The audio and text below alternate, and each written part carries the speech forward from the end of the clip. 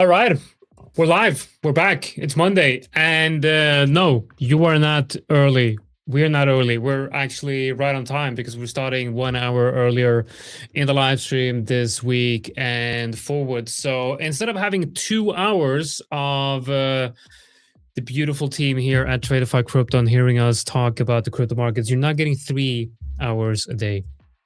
Ayush, how are you doing today? I'm doing great and had a great weekend. Yeah, great. Are you doing better than Bitcoin? Because Bitcoin looked very good this morning. I looked at Bitcoin. I'm like, wow, okay, we're breaking above 80K, and then all of a sudden we had reports of something happening in the Strait of Hormuz. Yeah, we saw news coming out that we had potentially, not sure if it's confirmed, because I do think that the news came out from an Iranian state-owned newspaper, and I'm not sure if it's been confirmed. U.S. officials are right now coming out and saying that they're denying, this happened about 30 minutes ago, they're denying that the U.S. warship was hit by Iranian missiles. So apparently there was no U.S. ship being hit by missiles, but a ship probably was hit. So we're getting some potential escalation. So we are not sure that it is true or not, and the movement as well. Exactly. We're not really sure if there's a war, and in war you have something called the fog of war, which there's a lot of misrepresented facts. There's a lot of fake news, if you will, and a lot of things coming out to create confusion. And a situation like this, it's obviously very difficult to know what's actually happening over there because we don't have direct access to the Strait of Hormuz, so we have to rely on what the news is telling us. But considering the fact that there were something probably happened, right? Maybe it was an oil tanker, it was some type of other nation's ship. But the fact that a ship has been struck, which probably happened, again, we don't know, could point to further escalation of the current situation in the Middle East. So if we look at Bitcoin right here, we obviously have a huge candle here on the daily. I think if we move to the 5 minute, you can see the implication of that. So that's on Bitcoin, and we can also see that we got a similar movement on the S&P 500, but the S&P 500 almost retraced almost a full move in almost a full move within the first 1 hour candle. Almost same thing with the Nasdaq, but we are seeing that it's now moving down a little bit here. So I mean, a lot of times this kind of remind me of what happens a lot of time in a major news event type of push, where you could look at this as the what happens during FOMC and things like that. You have an initial move, and then it kind of retraces, and then what happens here is the important thing, right? Are we going to get retrace the whole move and start moving higher? Then that means that this whole move was probably an overreaction to something. But if we continue down to the low, then I would say that there is some merit to what happened right here. So it's going to be interesting to see throughout this the next 3 hours here with us on the Tradeify Crypto YouTube channel, if we can see any interesting developments here. With that said, I've now talked constantly for full 5 minutes. I'm gonna leave it to you, Ayush. Yeah, so I'm gonna read a little bit about the news. So we were doing really great after we talk about the areas in Discord, and we really had good number of people joining us on Friday. So make sure to join our Discord channel. We had 15 consistent people on our channel. So yeah, and so we discussed that this key level on let's go on daily time frame was actually stopping us on weekend and also Friday. So as me and Boris were expecting that if price closes above this week, then we can get a good push. But instead, it started ranging, and after weekly open, we saw a really good push higher. From this previous daily higher time frame candle wick, which I'm using as support for now, and had a good push higher to 80,400. And after this news, we just came back in the same range. And I thought the same thing, that even though Bitcoin wants to move high, let's say without this news, we wanted to go more higher, but Ethereum had a lot of key level above. So in order to push higher, we need something, or we need Ethereum to be normal like before. But for now, I can see for last 2-3 weeks, Ethereum is doing something else. And because of that, even though we let's say we push high after this move to 85,000, but it will create an issue because Ethereum is here to stop us. So what I want is Ethereum to come out of this range, and it will be easier for Bitcoin to go more higher. But after this news, I feel we also need good confirmation for continuation higher. So what I'm waiting for is this 4-hour candle to cool down, and after 51 minutes, we will have another 4-hour open, and that will tell us a new story that we are moving a little lower or higher. And same for Doge.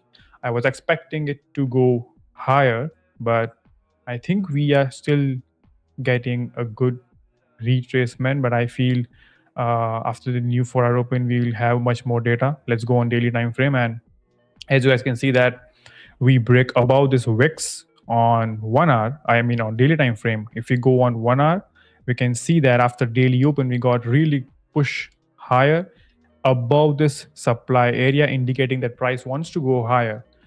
And we got a really good push after the open at 9 p.m.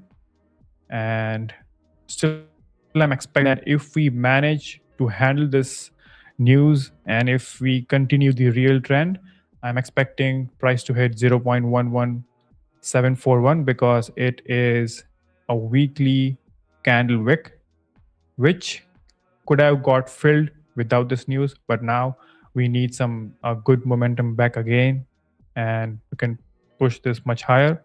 And we were above this supply zone as well. So what I'm expecting is for now is just to price to range a bit and continue higher from there.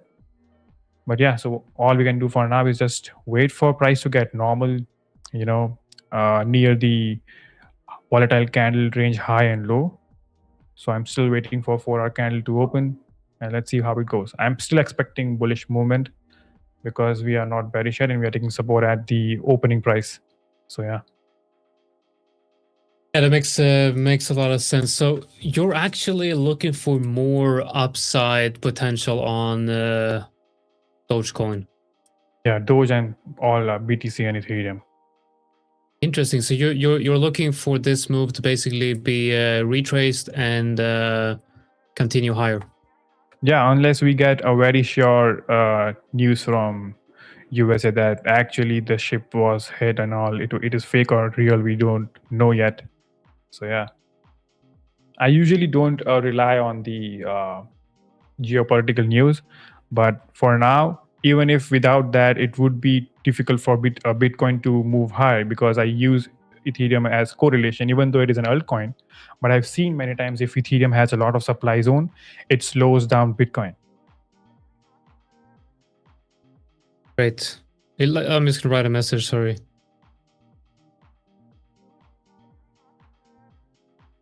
I was looking at some different altcoins as well. Let's talk about Zcash. And I want to look at weekly. So, finally, we are above this weekly zone, and I think Zcash is very much bullish. Do you have this support area at this level? And if you look at daily, yes. So you're looking at Doge more upside. So you're basically looking at upside across the crypto market, basically. Yeah.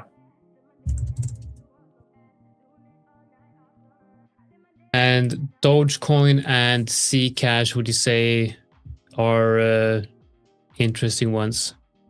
Yeah, and like Zcash was actually weird on weekly time frame last week, but now it's all good. We are out of the range and it's bullish. And I'm expecting more upside till at least 500 on Zcash after some retrace, obviously. So for if we talk about weekly target on Zcash, I'll keep it 500. And for Doge and Bitcoin, I need as we know that Doge is a correlated asset with the Bitcoin and Ethereum, so I'm still bullish. But let's see what happens, and if we somehow manage to continue the bearish trend, and still I have some idea for bears as well. But for now, we were bullish at the open, and suddenly we see a very like red candle. So in this case, I never make any impulsive decisions. I'm letting this candle to cool down, and we'll see what happens. Nice, like that.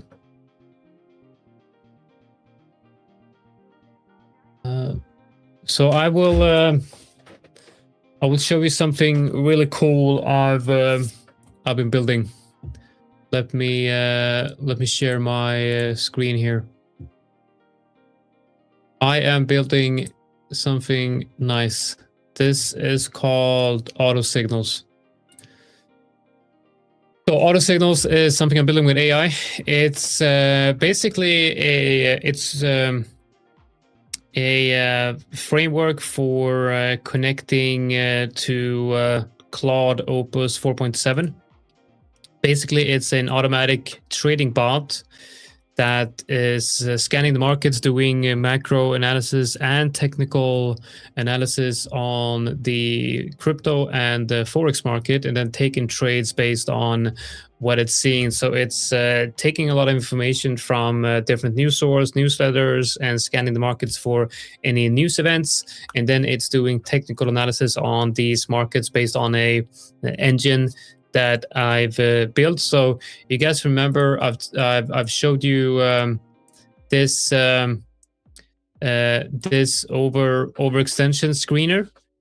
This is based on a backtesting engine, and you can see the strategies from that backtesting engine is using a local backtesting engine that is running different strategies. You can see some drafts of those strategies that have been tested, and then that is also doing the overextension scanner, and that's this comes from the same framework that is running the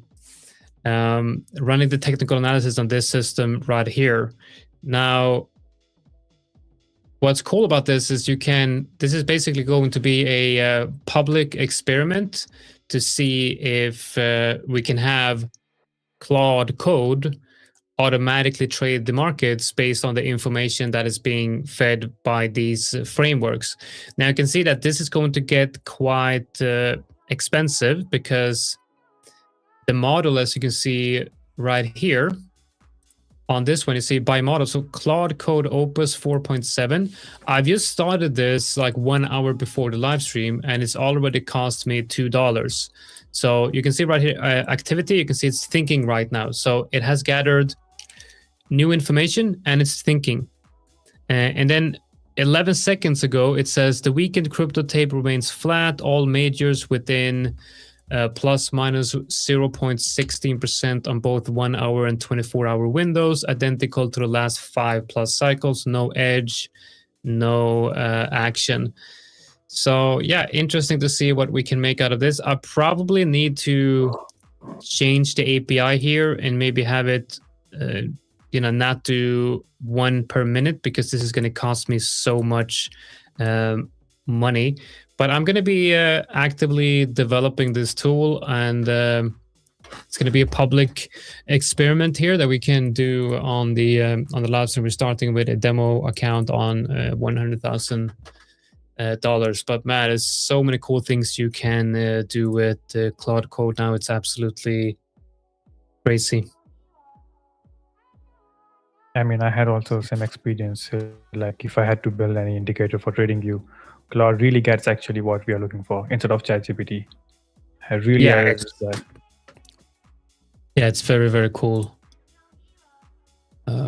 Okay, let me see. So we have the overextension indicator here, and I'm actually still bearishly biased here. I don't think I mean, the next few days, the next few weeks, yes, maybe we're gonna get some bullish price action, but overall, I'm quite bearish here. I am going to look at the overextended coins. We have signals grading here, which means A is the best signal. So if we go through these, we should have an overextended market. This is not really overextended. Let's see.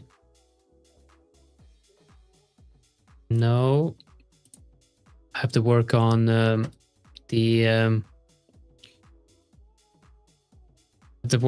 the system behind this, because it's not perfect. But it's definitely interesting to see how we can evolve this. Maybe we can switch to your screen, Ayush, quickly, and I'm gonna change some stuff here. Okay. Great. So if you would take a trade, you talked about Doge. I think I pronounced that correctly. Talked about that earlier. If you would take a trade on that, what would you be looking at? Maybe just break down the analysis on that. Yeah.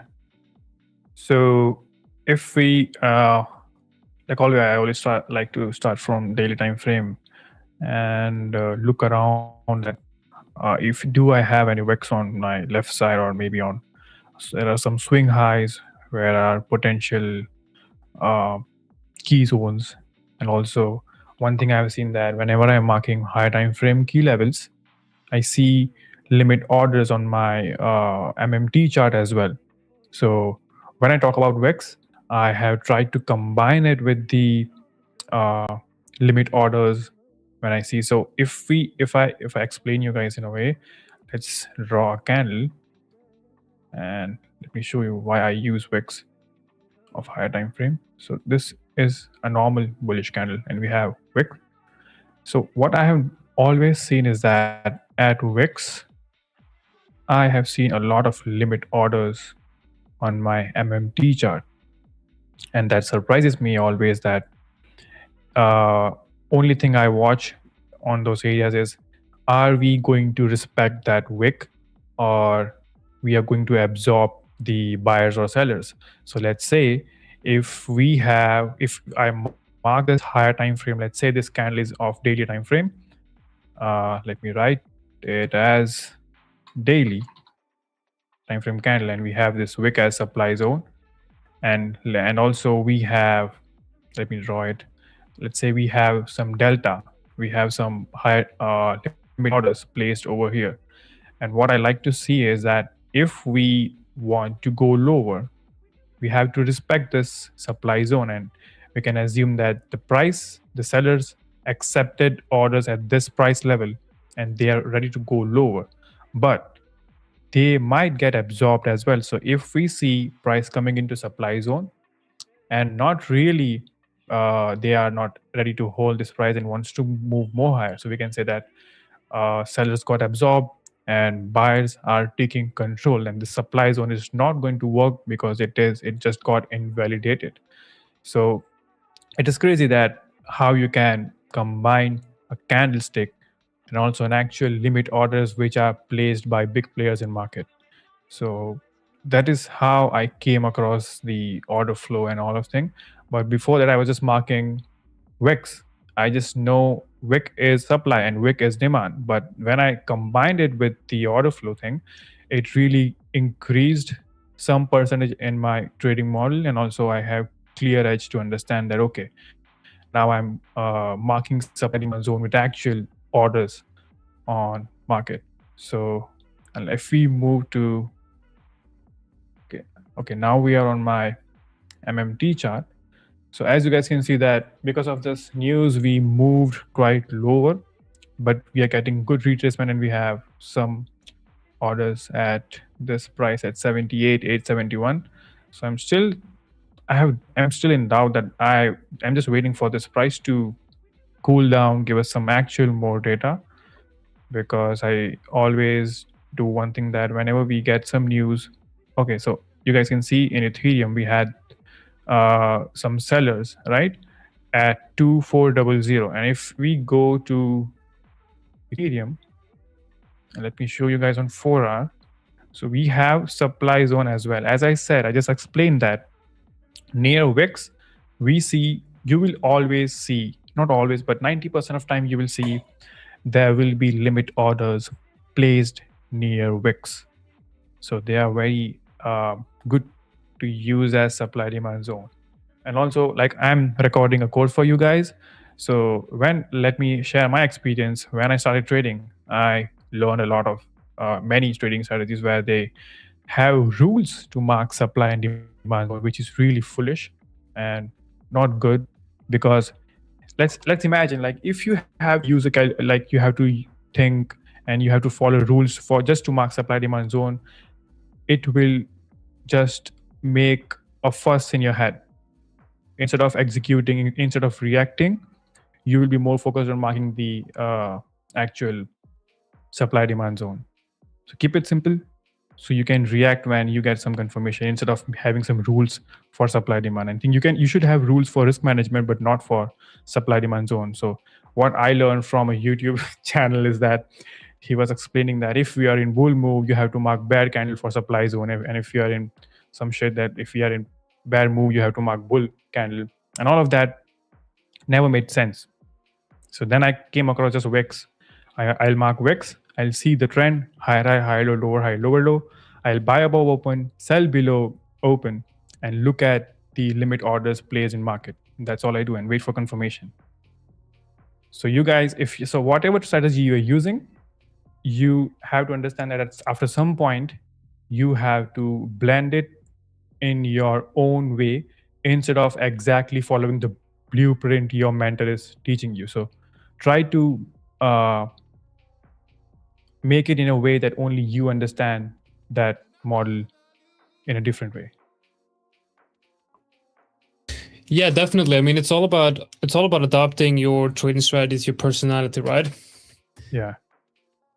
I mean, that's same thing for me. I mean, my personality is not really in line with scalping. I'm a terrible scalper, but I want to be a scalper. You know, I think in my head there's a conflict of interest between two types of personalities. The first personality is like, I want, high energy. I want that dopamine kick. I want to enter and exit trades quickly. I want that action, right?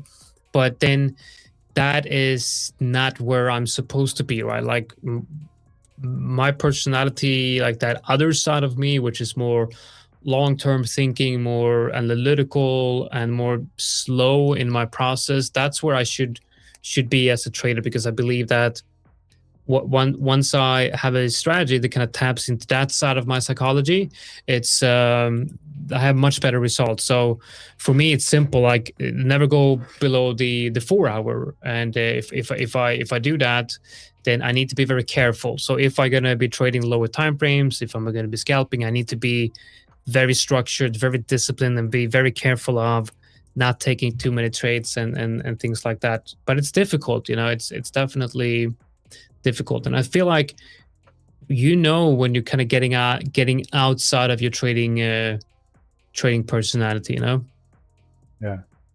You'll feel it. After some time, I'm gonna accounts. Yeah, it's you have to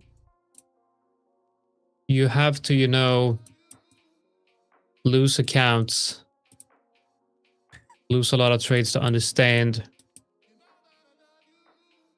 what happened. You know what I mean? Like, you need to can't be afraid of failing, and you can't be afraid of losing trades. I mean, it's just the whole idea with trading means you have to sometime lose.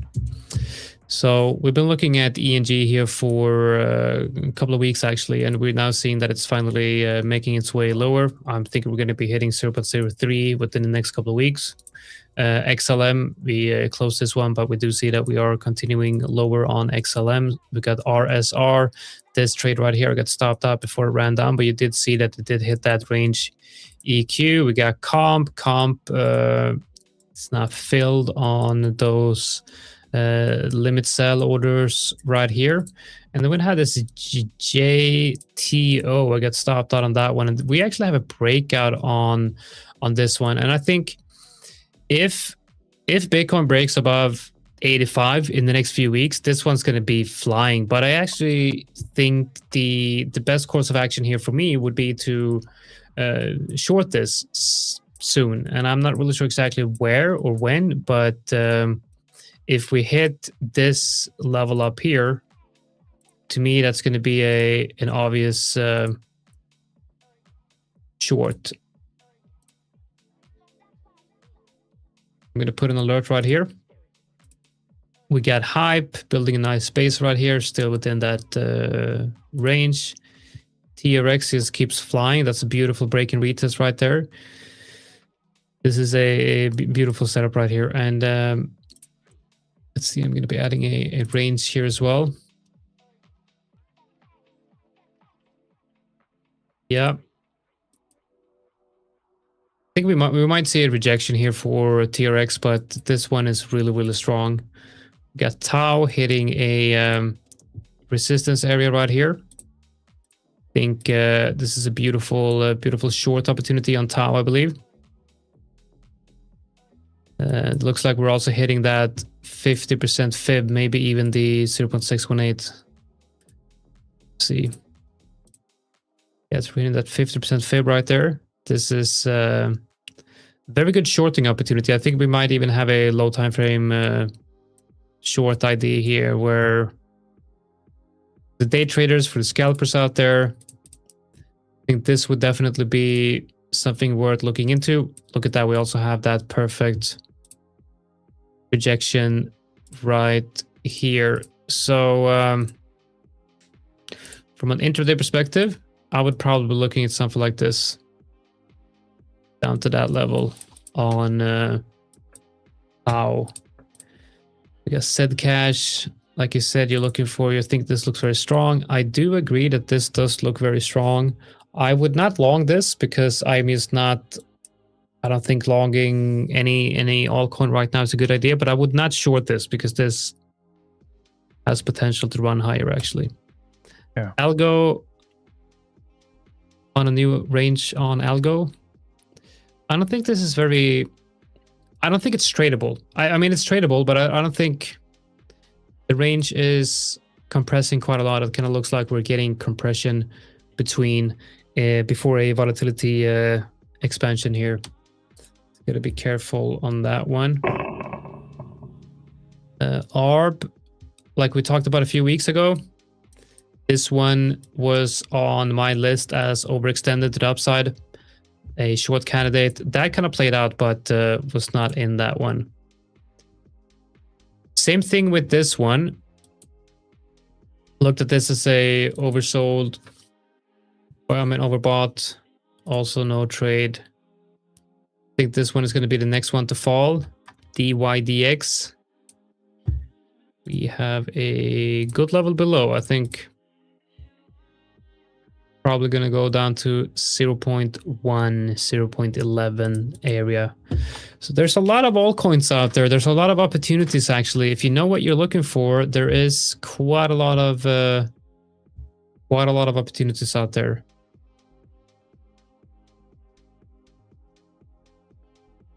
Which one today, Ayush?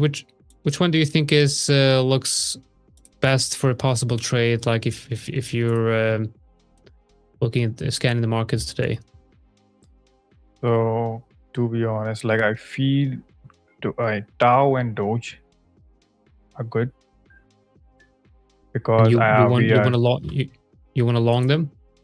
No, I don't want to long them. I'm just waiting for this 4 candle to cool down. We just like we were in actually very good bull market, and suddenly we saw a red candle. So for selling as a continuation trader, I need more lower low forming on lower time frame, because all happened in just one candle. So just let's say if we get a pullback and continue lower, then I'll be happy to sell. You can see this 1 hour candle, just one single candle is not enough for me to be sure about the trend. So like if we get a retraced and again continuation lower, then I'll be happy to take a sell on Doge. I think we started the stream early from today. That's why we have less viewers, I guess.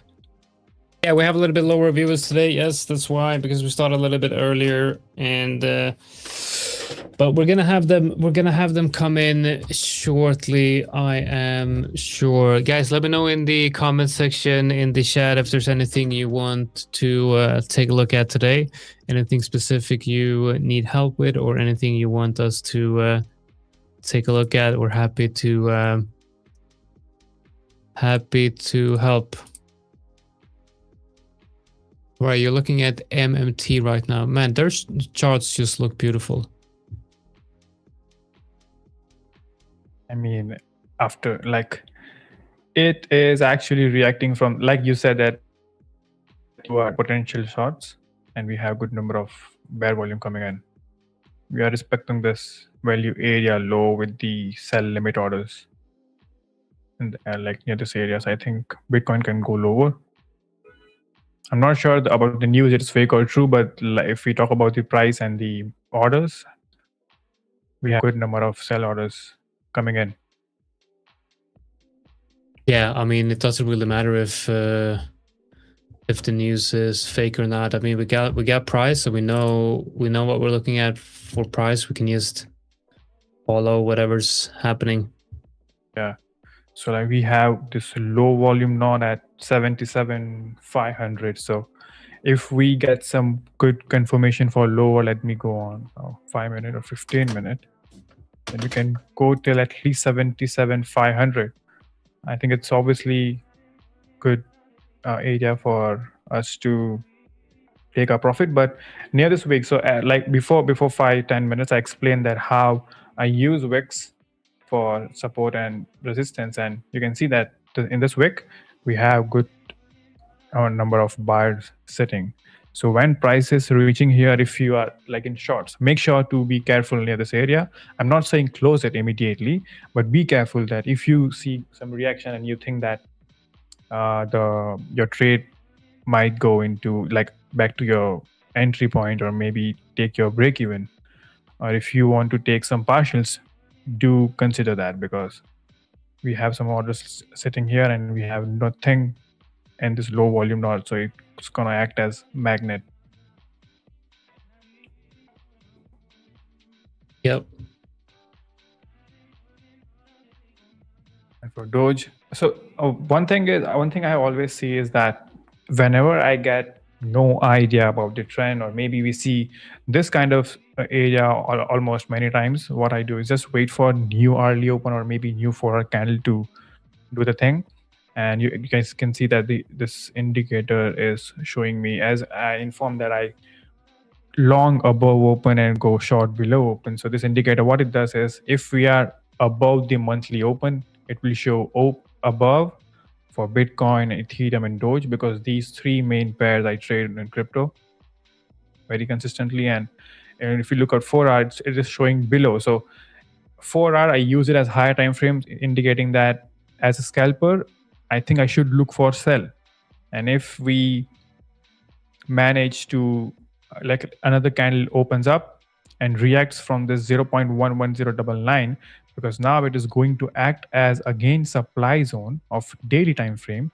So if we get something like this after the 4-hour open, I'll be happy to take a sell till 0.10851, because this area is going to act as a very strong support of daily time frame.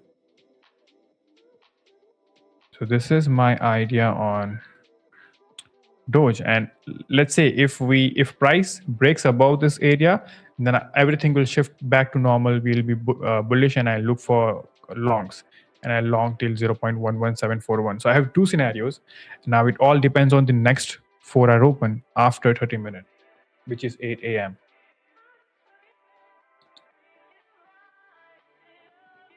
So if we mark something like this is what I'm looking at. There are two scenarios which I'm going to leave on the next 4-hour open.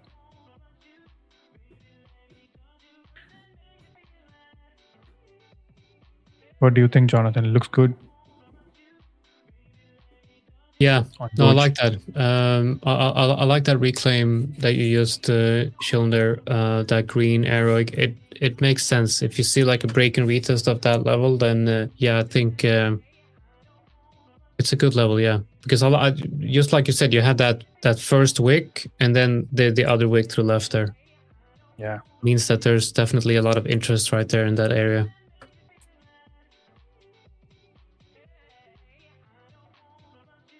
I think that makes sense. And equities had same movement as well, but we always recovery is also very nice on NQ. Same on SPX 500. Yep.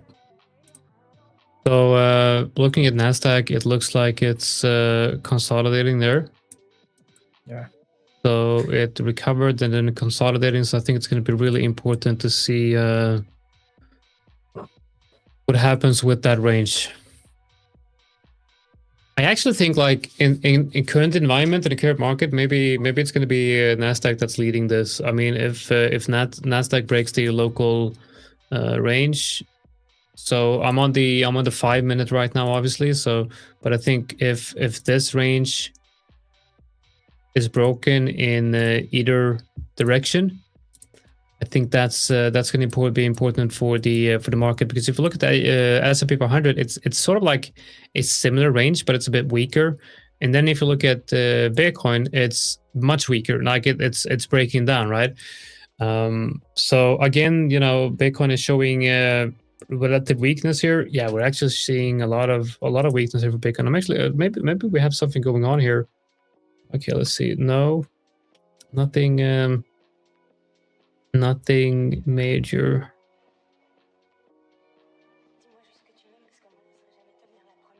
Okay, so there is some information coming out that there was a warning shot fired against the US warship. So there is there's definitely something going on. There's a lot of tension out there, but I don't think it matters much. I mean, we got prices right here. Right now, it looks rather bearish. Maybe we're going to come down to hit that 78.2 for Bitcoin. We'll get more update after Trump wake up. I think he wakes up after 8 a.m. Mainly active on his social. Yeah, when is that? After 30 minutes. I mean 20 minutes. Yeah, because I mean, because of this, we're probably going to see something from Trump. Trump is probably going to say something. It's going to say, "Oh, you're attacking our ships. We're going to, something." So, I mean, a lot of things can happen here. We'll see. It's definitely going to be interesting. You know what we can do to have some fun? Let's. Okay, I'm not going to be taking these trades live right now, because I promised myself I'm not going to be scalping in today's live stream, but we can have some fun again with the let's see, BTC, USDTP. We can have some fun again with perhaps the 1 second chart. Let's start with the 5 minutes. Let's create our levels. We got one right here. Then we get one up here. Those are the two important levels. And then we're going to be adding fibs here as well. using this one, I believe. I think I want.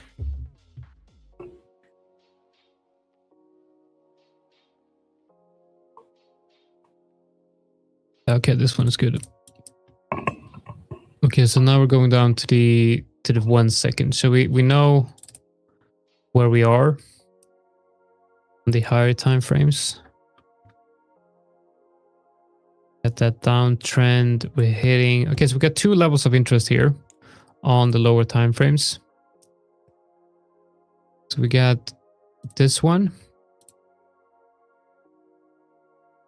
And then we have the one below. So going into the 1 second again, if we break above that one right here, I believe we're going to come up and test this level above here. So I think we're going to get a break from here up here, or if we break this level, we're going to come down and test that level. We're probably going to have a range forming here. So any break of this range would be a directionary move. Let's see what we get here.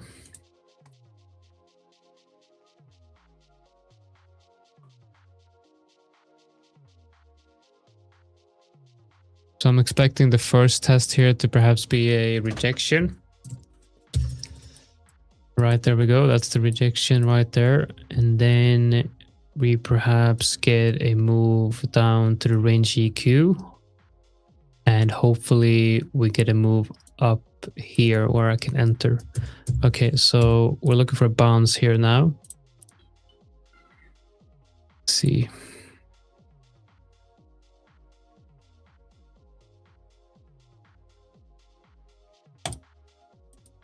Nope. All right. Okay, we're breaking down. Let's see if we probably come down and hit the range lows.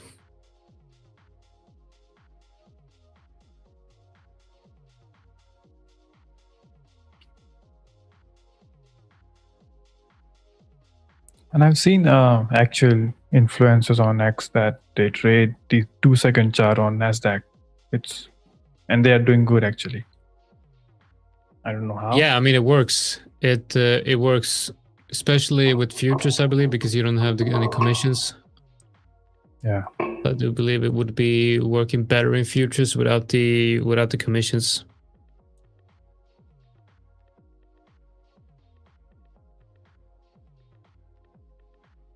So you'll have to trade, take less trades.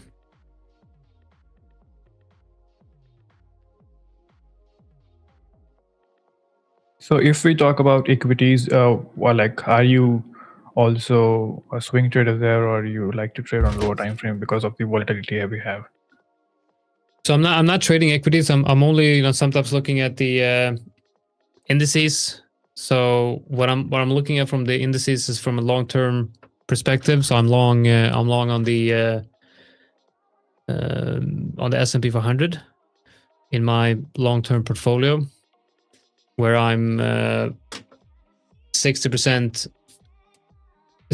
in the S&P 500, and then 15% in gold currently, and then 0% in Bitcoin, and so then the rest in cash.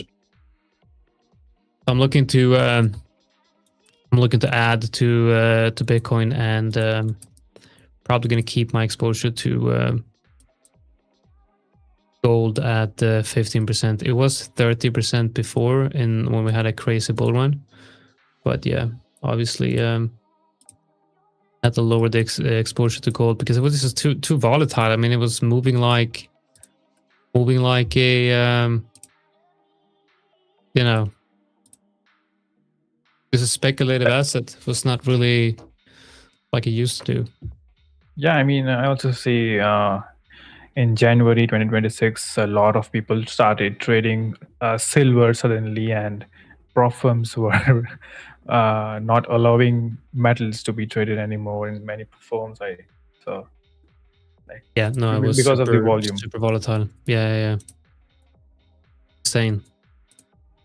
That bull run in gold was absolutely unbelievable. That was crazy. Yeah, but the number of people switching to the different pair was crazy. Like I never switch to a new pair until I have some data in my journal. It's just a FOMO, right? It's just it's the new cool thing. Everyone wants to trade with whatever's the flavor of the month. Yeah. Look, yeah, gold was insane. Anyway, we're seeing if I switch to the 1 minute now, you're probably gonna see higher wicks, right? Because you can see the lows here on the 1 second. So if I switch to the 1 minute, you're probably gonna see higher wicks. Yeah, and that's exactly what you're seeing right here. That higher wicks and higher low structure on the 1 minute. And that's obviously bullish because now we're getting a like an ascending triangle. Now ascending triangle after down move is not really reliable. Ascending triangle is supposed to be a bullish continuation pattern. Okay, so we got the possible breakout right here. It does feel like we're going to get a breakout here though.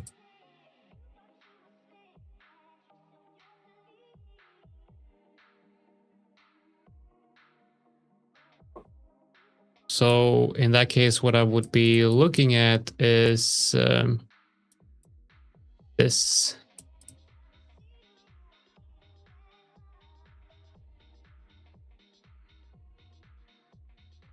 Man, that's crazy. Let's see what we get here. Should be holding that level.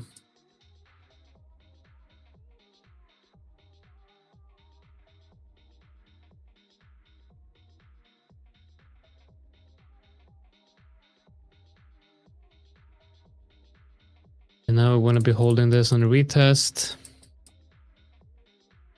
It is actually fighting the supply demand zone on 15 minute because we are below the open. If we manage to push higher near this wick and also above this wick at 27. Wait, I'm on the wrong pair. Not on Bitcoin. You're looking at, did you look at Ethereum? No, I was looking at US 100. Anyways.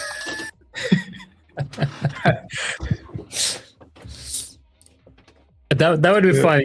You're looking at the Nasdaq and you're like, you think you're trading Bitcoin. It's like, what pair are you trading? I've been trading Bitcoin for like 6 months. I'm super profitable. I got in at 26,000.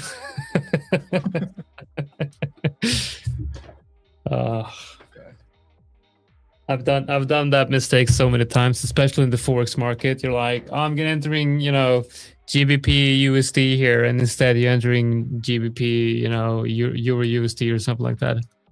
Yeah. I think in forex, both pairs were really my favorite, like Ethereum and Bitcoin, because they are very correlated. So yeah, I like those in forex most. Yeah. Okay, so we have the one. Go ahead. Okay. If you look at 15 minute, I think we are still going. It might move more lower, I guess.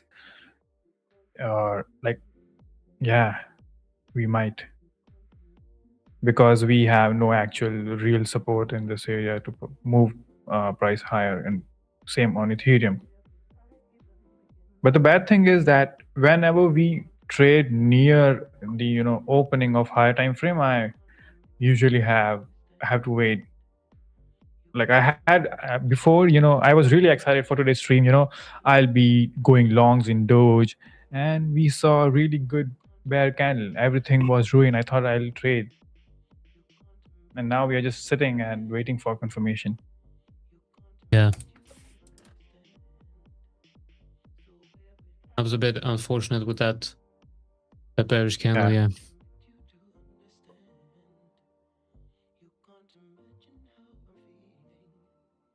So, Jonathan, I wanted to know that when you started trading, and also we know that the first chapter we learn is supply and demand.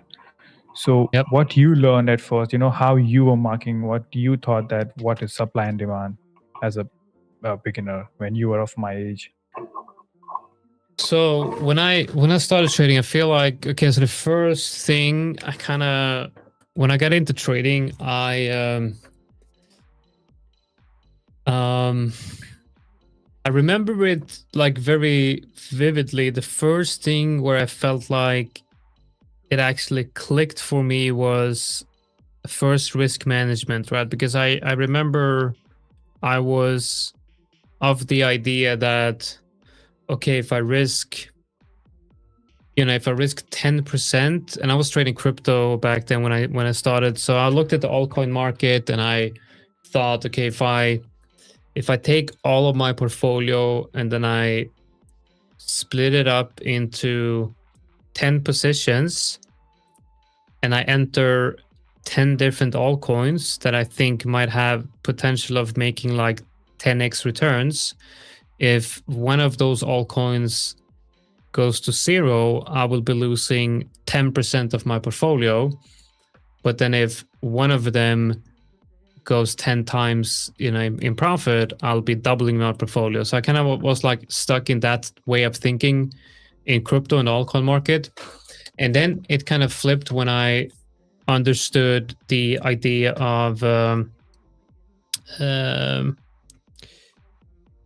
I can't remember what it's called right now, but there is a level, and once you hit a certain max drawdown, a certain loss, it's going to be very difficult for you to recover. Going to be very difficult for you to make it back. I think it's the risk of ruin, I think it's called, right? So if you, for example, if you have a 50% drawdown, you have to double your account to make it back. And that's obviously very difficult. So I started looking into risk management and then understanding that you should be risking, 1% or maybe 0.5% per trade, and then look at being consistently long-term and making small profits many times instead of making a few big wins. And I think that was like my biggest, that's kind of like when it started to click for me. And then with that, I understood that, okay, I need a trading system and I need to learn technical analysis. And back then there was a guy on YouTube, he's still active. I think it's Crypto Cred. He had a free trading education on his YouTube where he basically went through supply and demand and horizontal support and resistances. And one thing that really stuck with me was the fact that the idea of the break and retest, right? So the idea that once you have a retest, or once you have a breakout, the first retest of that breakout area, which I back then called like the first best rounded retest, which means you have I think it would be better if I just mark it out here. You have a level here, right? And like I showed before, the idea that with each test of this resistance, the level gets weaker. Yeah. But the more tests it has before the breakout determines the strength of the level after the breakout.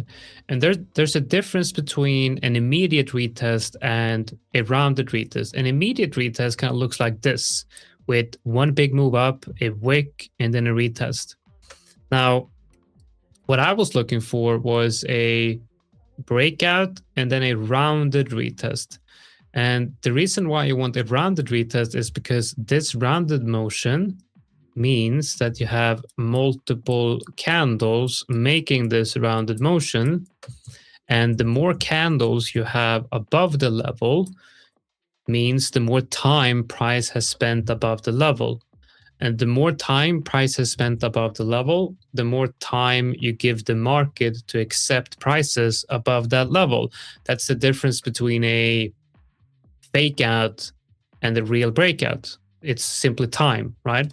So the first rounded retest is always the best place to get into a trade. Mm-hmm.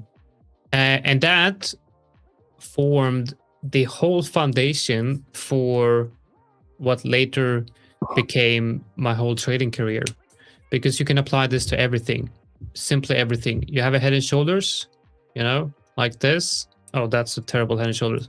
So obviously it looks like this. And then you have the neckline. So you want a break, a rounded retest. First best is the best test.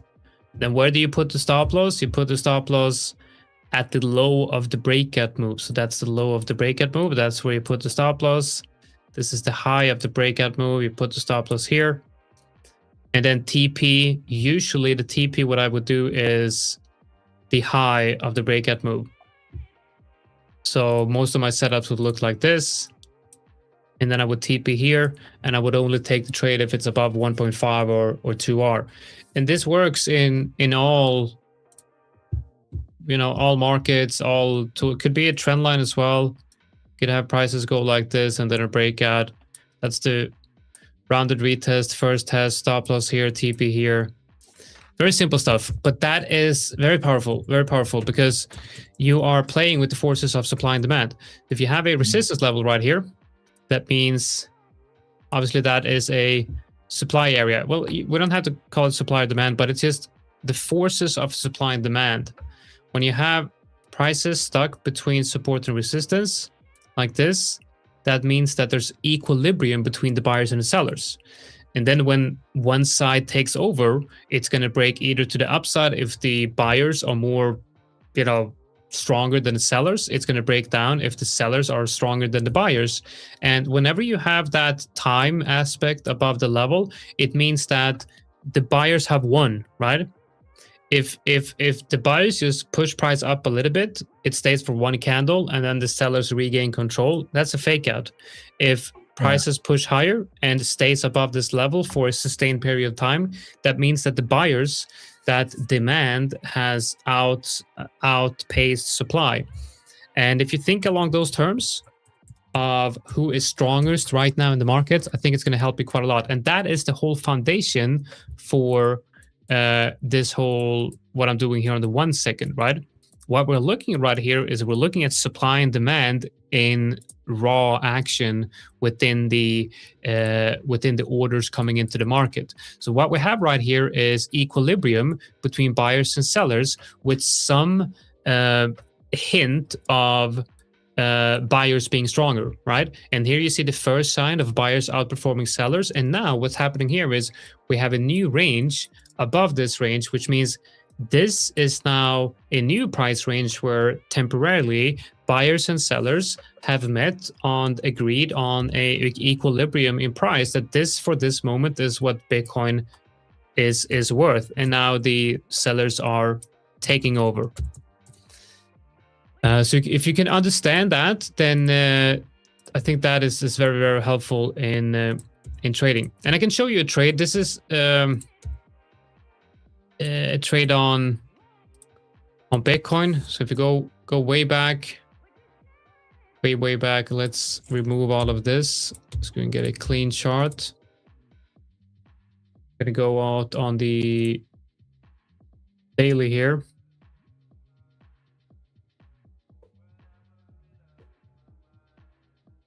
Some levels here.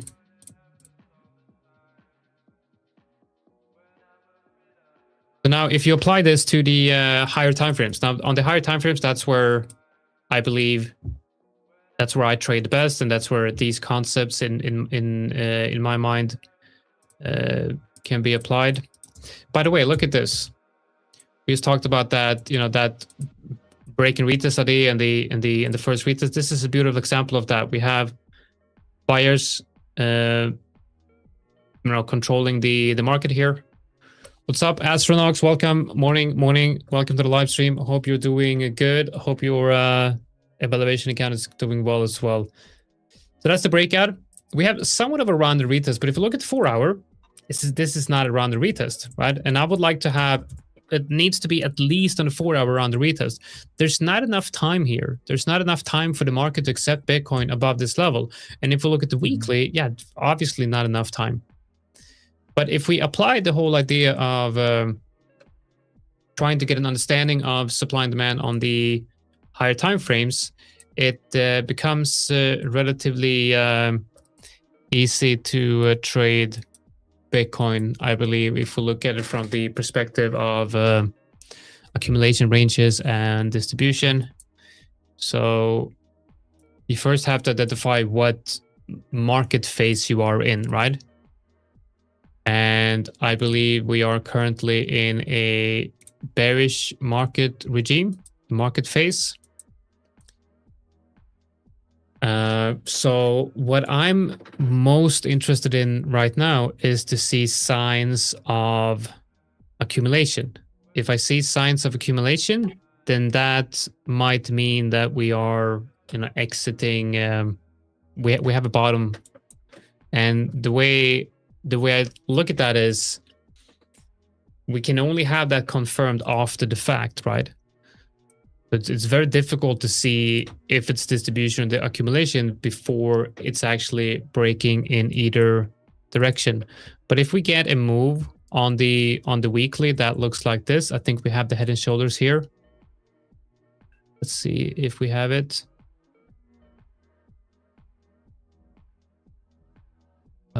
No. Okay, so let me paint a inverse head and shoulders. And I think it will look something like this. Okay, we need an inverse head and shoulders. Let me see if I can do that. So that would then be this.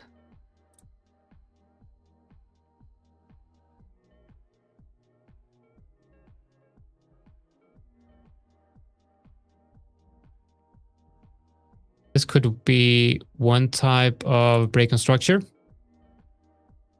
So if we have this, then I would be ready to call, the bottom for Bitcoin. It might just look something like this as well, right? We don't have to have, it could be, this as well. It could be a asymmetrical head and shoulders as well. And then if we get that, I would then view potentially this as that accumulation phase, right? So my chart would then look like this, where we have, we hide this. Then my chart would look like this. And then that becomes green.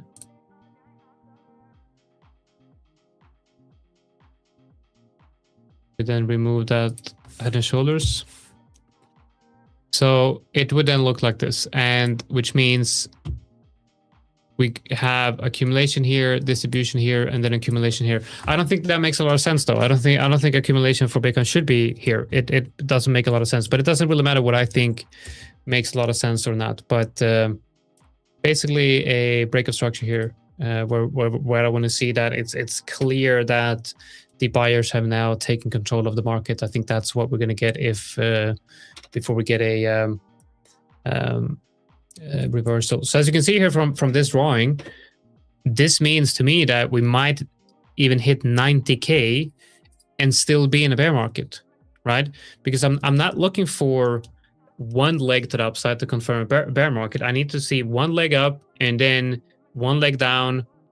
So it would look like this: one leg up, one down, higher low, and then a breakout. If we get that, then we're in the bull market, and we might get something like this, right? It doesn't really matter what it looks like. It just matters what type of structure we're getting. Once we break above that, there's higher time frame resistance, and we just have to wait for the use it as support. Yeah. And if I share my experience with you guys trading live for at least 2-3 weeks, I understood one thing, that no matter what strategy you're using, you are going to come at same place, because there are many streams in me and Anastasia and Boris. We are looking at same area, and you also. I don't know what people are fighting for on internet about these strategies they have. I think we should fight more about, as an athlete, that being a trader is not about the strategy but your personality more. And the way you talk about the break and retest thing, I actually use it the same way with the Wix. So I don't like it when we see very impulsive move, or like let's say if we have like a supply zone, a market red, and I also see a really good pump higher, and I always don't believe that I want price to range a bit here and take and continue higher, because many times I've seen in FOMO, if I buy at this price, 90% of chance that I'm going to get my stop loss hit. So yeah, just waiting for proper confirmation is always a good thing to do. Yeah, definitely. All right, let's see. Who do we have in the chat, guys? Let us know who we got in the chat. Should we do, I'm thinking, before I jump off here, before we have Anastasiia and Boris coming on, I think we might do a little giveaway. But for that to be possible, we need some likes. Let's get the like numbers up. It's a slow Monday. A slow Monday today. So let's get those likes numbers up, and we'll do a giveaway when we hit a certain like number. Let you see how many likes we actually have right now. We are, why can't I say 11 likes? Okay, so let's just say 20 likes. We need to get 20 likes. Let's go 20 likes, and we'll go with the duck race today. Yeah, definitely we'll do a duck race. I wonder what happened with on the 1 second there. Yeah, we.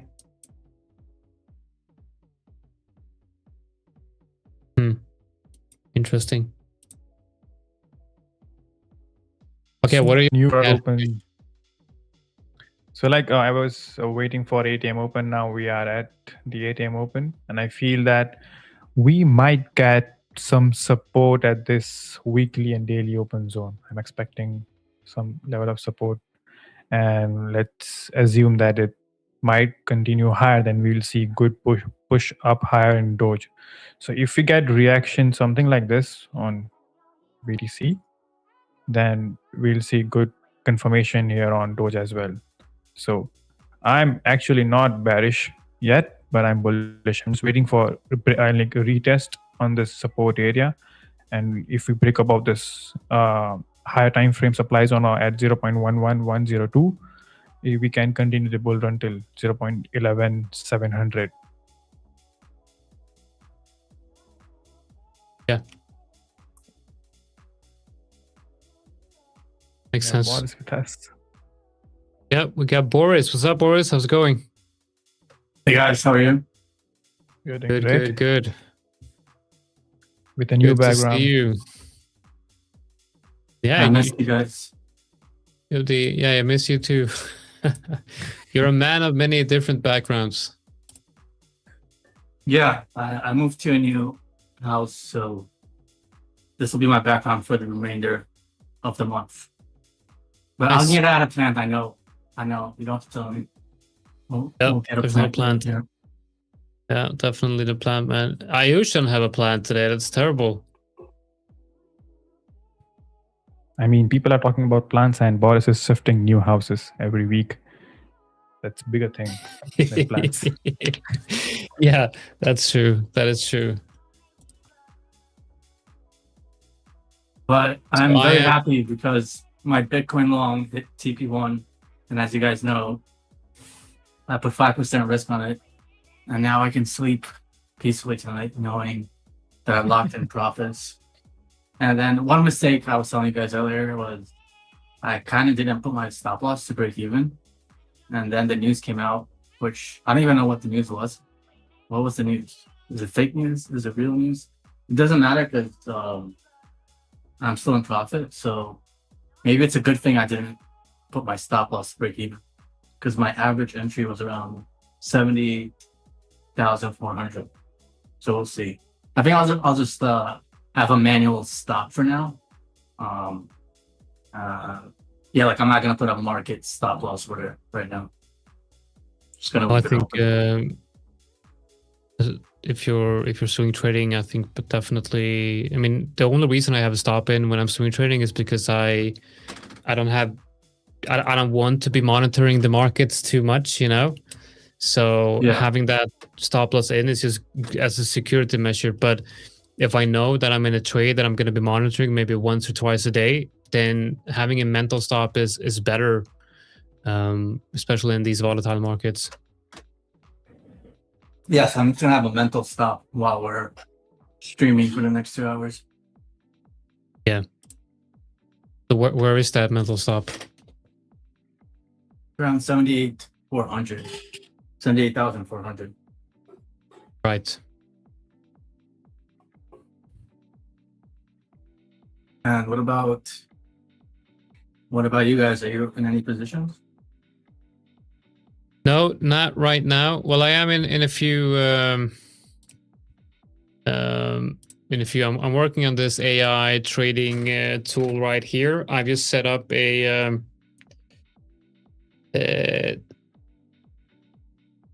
I'm basically giving.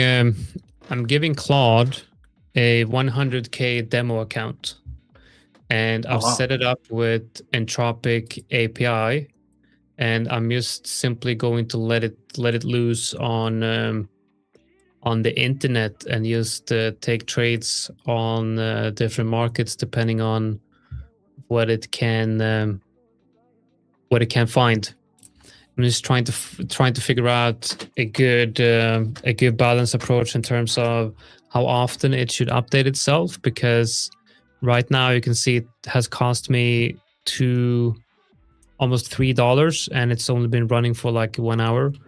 So and it's been doing updates every minute, which is way too much. So I'm thinking if I do an update on once an hour, it's gonna cost me about $50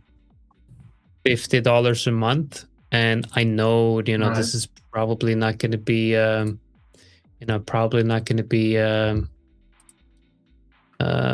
profitable. Why are people getting banned? You're spamming. It's not really spamming. I guess it's spamming a little bit, but that's okay. A little bit of spam. No one has died from just a little bit of spam. Yeah, Nightbot need to chill. Yeah, he needs to chill, man. Got stopped out for 5 seconds. As I'm trying to develop this, and it's going to be a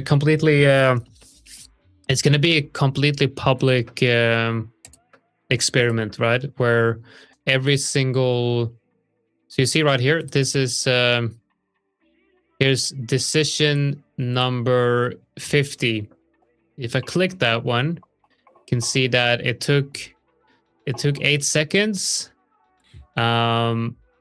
and this is the context that was entered into Claude code. And then this is the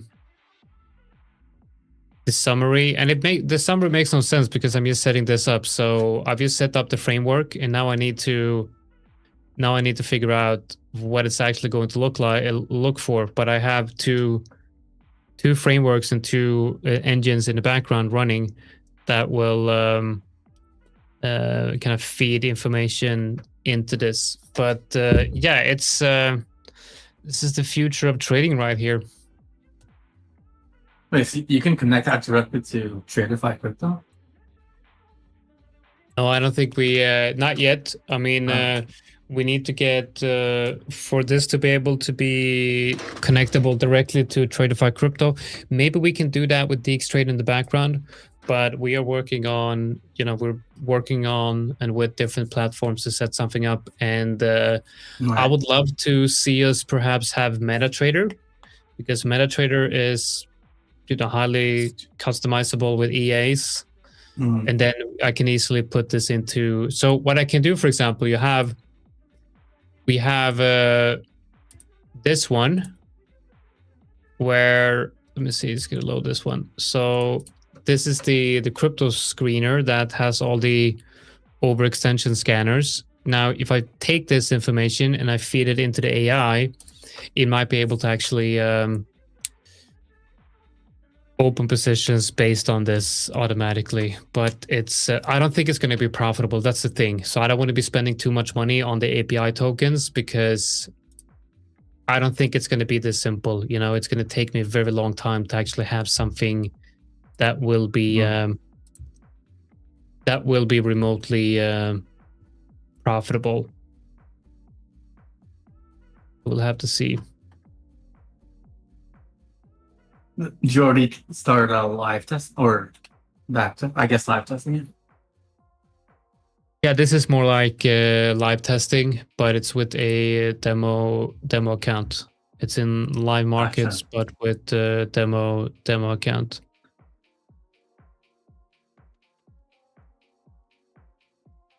So now I'm just trying to figure out what it's actually looking for.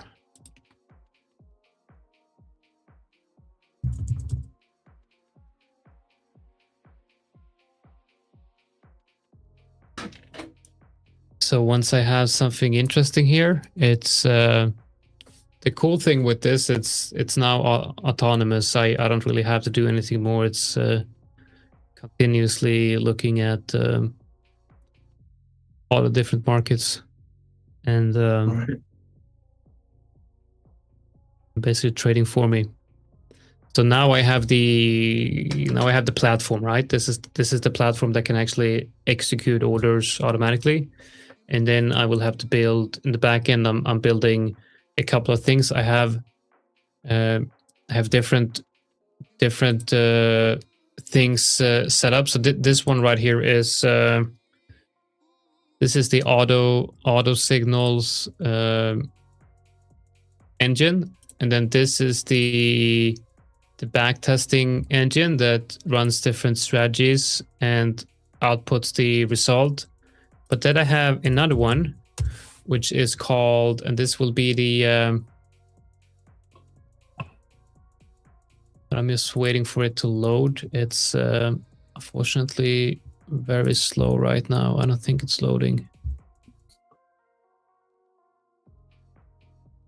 Yeah, no, I did some updates and now it looks like it crashed. So that's not great.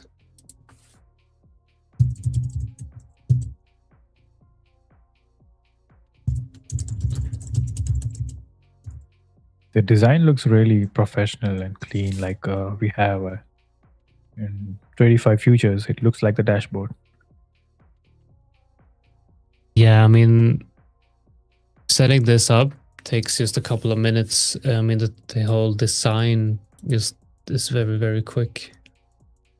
But it's the actual it's the actual backend that's going to take time. How did you use this? I mean, you made this using Claude? Yeah. Claude Code.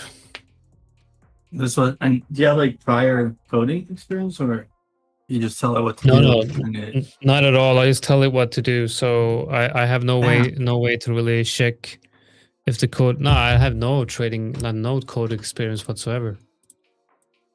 Oh my god! I have to get Claude and develop things like this. Why am I wasting time like manually looking at the charts when I can get AI to do all my work for me, and I can just go to the beach and relax? I actually have a very, very insanely big vision that I'm working on. So it's I'm using basically what I'm doing is I'm setting up. I'm buying a workstation like with a very strong CPU and like 256 gigabytes of RAM, and then I'm installing a application called Nautilus Trader, and then there's this thing called Vector BT, which is to back testing engines, right? And I'm setting up these backtesting engines on that PC, and then I'm connecting Claude Code to both of these backtesting engines. So Claude Code is going to generate the ideas, run them through the backtester, and then what you're seeing right here, this is the beginning, right? So you can see here the first Nautilus, this is just a test, and this is another test where every strategy, you can see right here, this is the one I mean. So every strategy that is being tested on that PC right now, I'm just running it on a mini PC just to see that everything is running. And if it actually works, I'm gonna transfer everything over to a server. And this is the backtesting that is done, and you can see all the information about the backtesting right here. So yeah, it's pretty insane. And then you can also connect this the same code that is being run in the backtester. You can connect it directly to the live markets. It's absolutely crazy. But the thing is, it's a lot of work and a lot of time, and I'm paying $200 a month for Claude Code, and I'm using up the tokens rather quickly, because right now I have 5 different. How much is the subscription to Claude Code again? So Claude Code Pro is, I think, I don't know, not that much. Same as ChatGPT, I think, like $30 or something. But I thought it was 100. Okay, maybe it's 100. I think it's 100 for max. Maybe it's max. But I was hearing that the new ChatGPT, like 5.5, is just as good as Claude. I don't know if it's true because I don't have access to it. Even though I've been a loyal customer for 2 years, they haven't given me access to 5.5. Yeah, it's supposed to be pretty good. Yeah, I haven't tried it much. I do have a subscription to ChatGPT as well. I think ChatGPT has a bit more personality, you know? I prefer my AI agent to be funny and you know, have a sense of humor. Yeah. Does Claude have a sense of humor? Yeah, I don't know. I think ChatGPT is the better.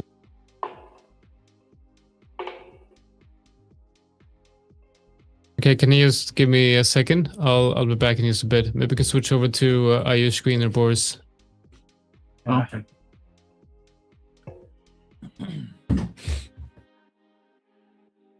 So Ayush, what are you doing today? So we were doing, before the red candle, everything was good. And now we just had to wait for, I'm still bullish on Doge, as we were in chat. And also on the Friday stream, we were talking about, if we break above, it will be more bullish. But then we had this unfortunate red candle because of the news we got. But I'm still not bearish on Bitcoin. I feel that we might take support again, come back higher. So, and also at 0.1102 level, we have this daily wick. So I'm using this as a higher time frame supply zone. If we manage to go higher, this is my plan. So I want price to go above, give us a little retest, not at exact area, but need some, good pullback to continue move higher and fill the wick at 0.11700. Are you bearish on Bitcoin or not because of the news? I don't know. What was the news? US ship was hit by Iran missiles, something like that. I'm not sure it's. Was it? No, I'm not sure. I'm not sure. Even Jonatan is not sure. So I'm a believer that the market prices things in. So,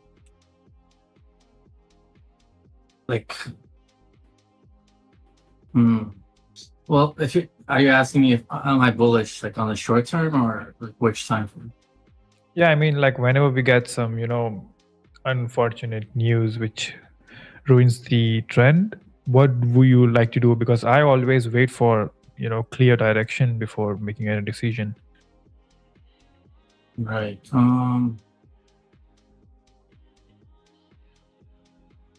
I think it doesn't matter. It doesn't really matter.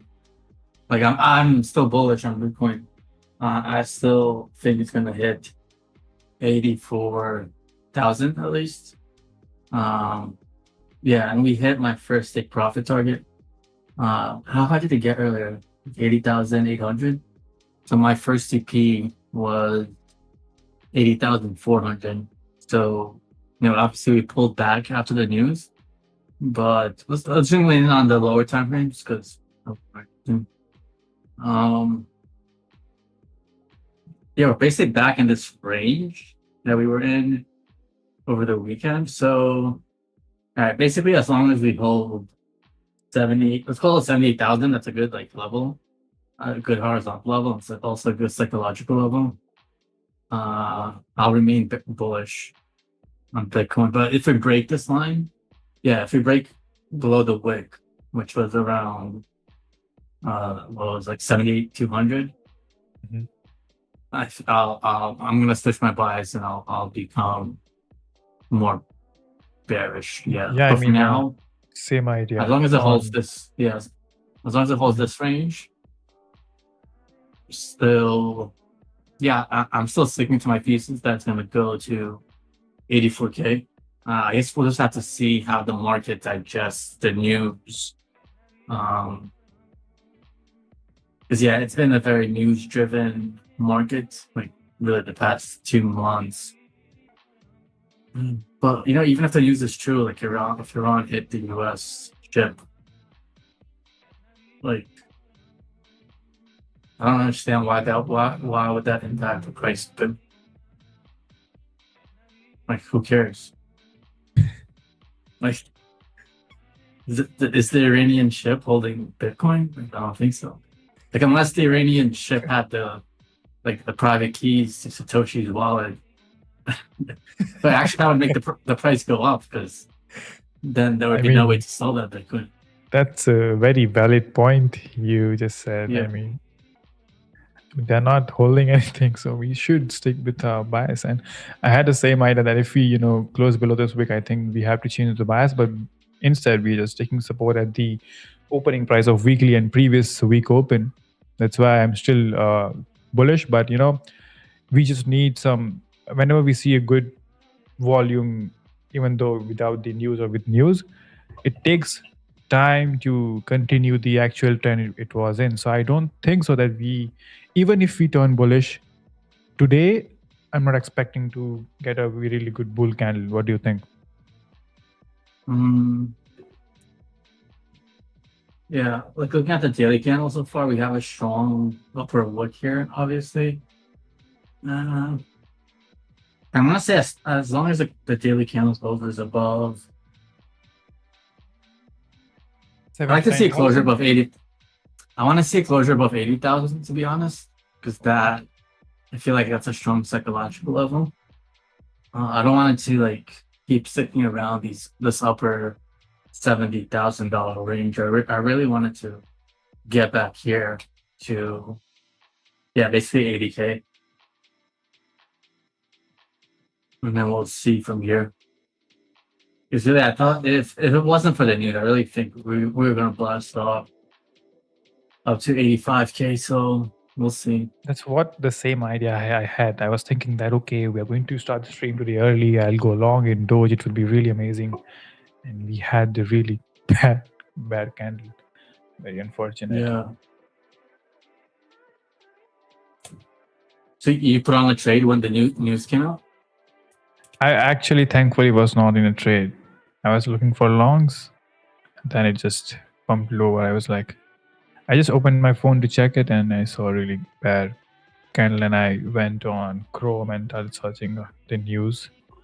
But now we are not sure that's true or not. And after opening was really bullish. I don't think so any intraday trader would have caught, especially based in my time zone.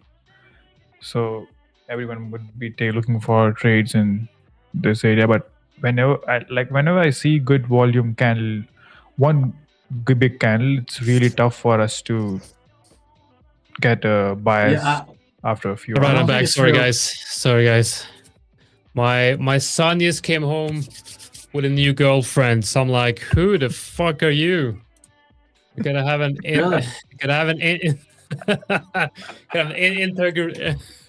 So I gotta, like, who are you? Where are you from? What do your parents do? Did you interrogate her, or what happened? I did. Actually, she's actually very nice. So I guess that's good. Okay. Very polite. You're very nice.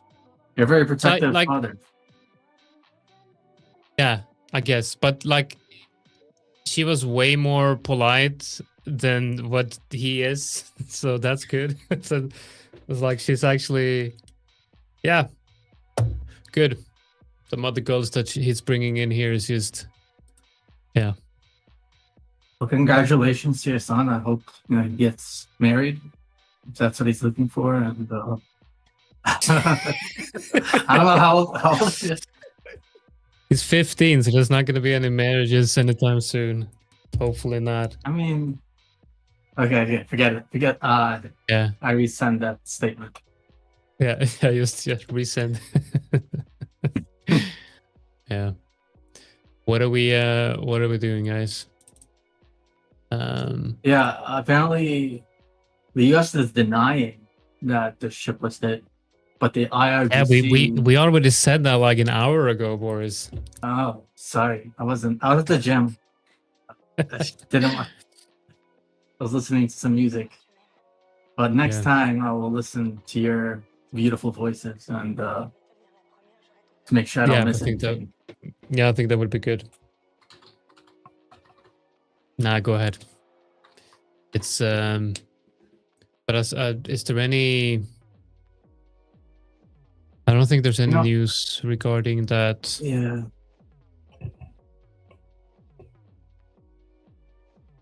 I really like how if you zoom out to my chart, despite the news, like it's interesting how price respects this moving average. So I have the 21 EMA here, and it's actually been respecting it since the 12th of April.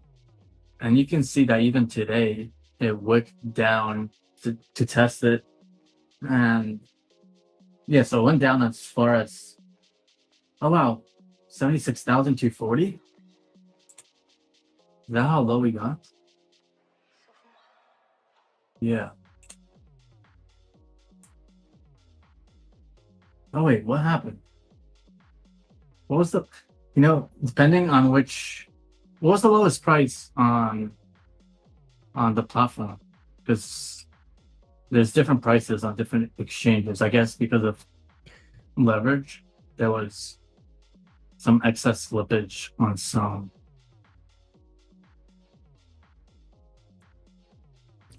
We got someone in the comment section saying Boris is weird at doing casual conversation.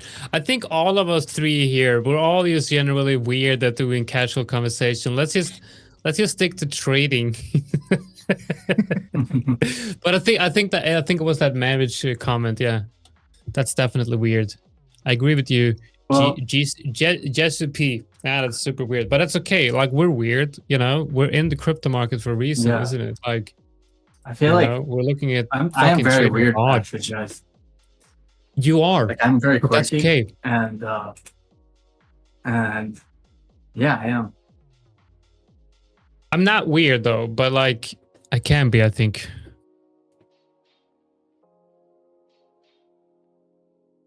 But we are learning from Jonatan to be weird. So I think let us know if you do good. Yeah.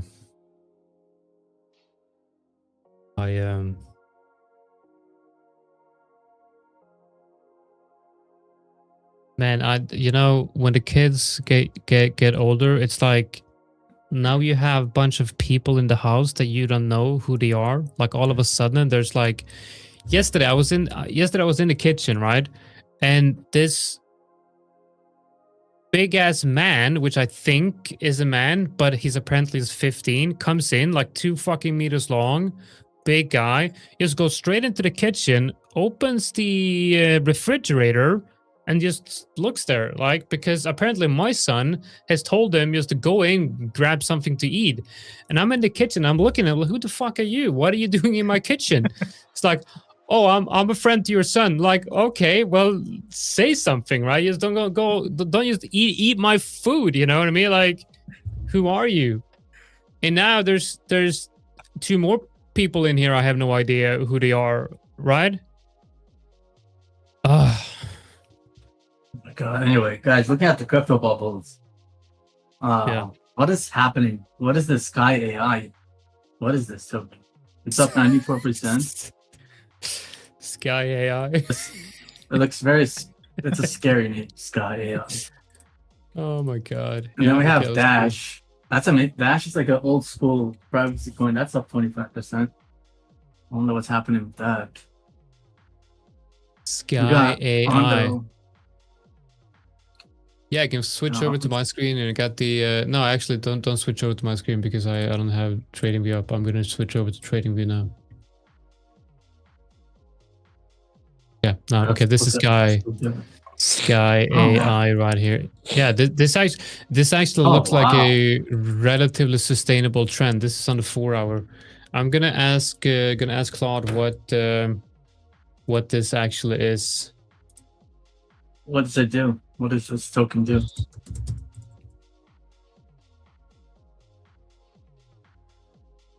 Let's see.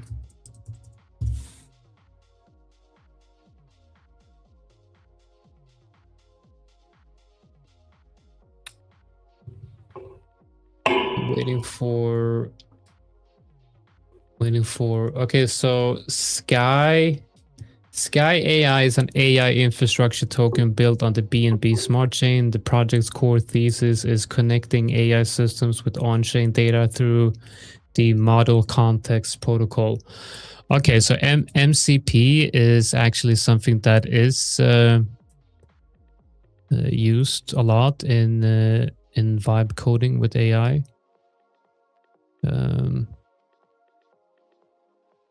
Okay. So in practice, the pitch is letting AI agents query blockchain data through MCP plus a marketplace where data providers list their own MCP service and earn the revenue. So, I mean, okay, without really going any further into this, we can say with 99% certainty that this is just an AI-driven pump and the project, because I don't see why this is useful. Like, what is going to generate revenue here? It just feels like this is just a cocktail of narrative, right? It has the MCP server that is being used by coding agents like Claude Code. It has AI in the name. MCP and AI are 2 buzzwords, right? And they're probably like the hottest trends in right now. So yeah, we know where this goes, right? But interesting, definitely interesting.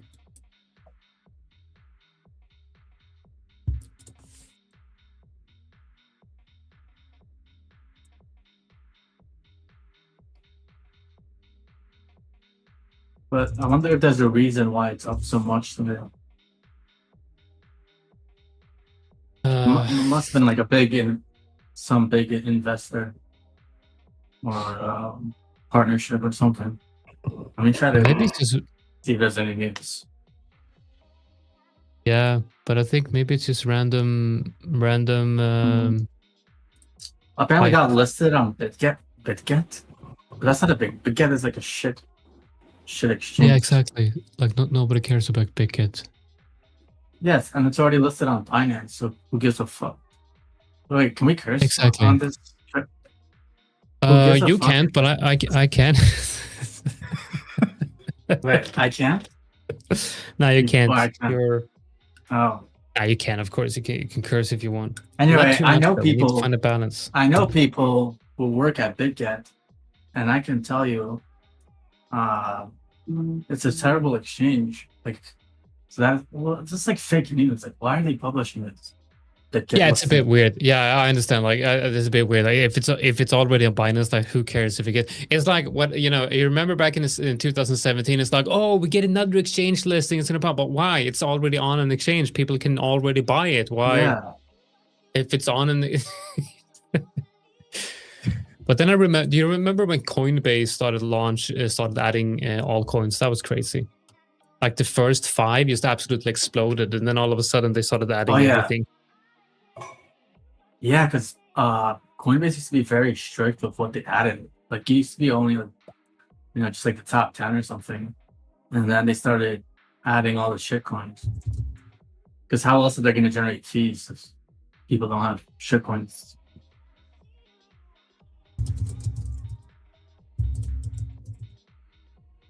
Yeah.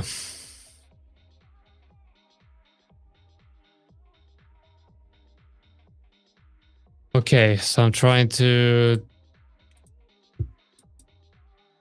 develop this AI tool for. Maybe you can switch over to Boris or Ayush's screen, and I got some stuff I'm gonna look at here, see if I can make something out of it. You guys looking at anything interesting today?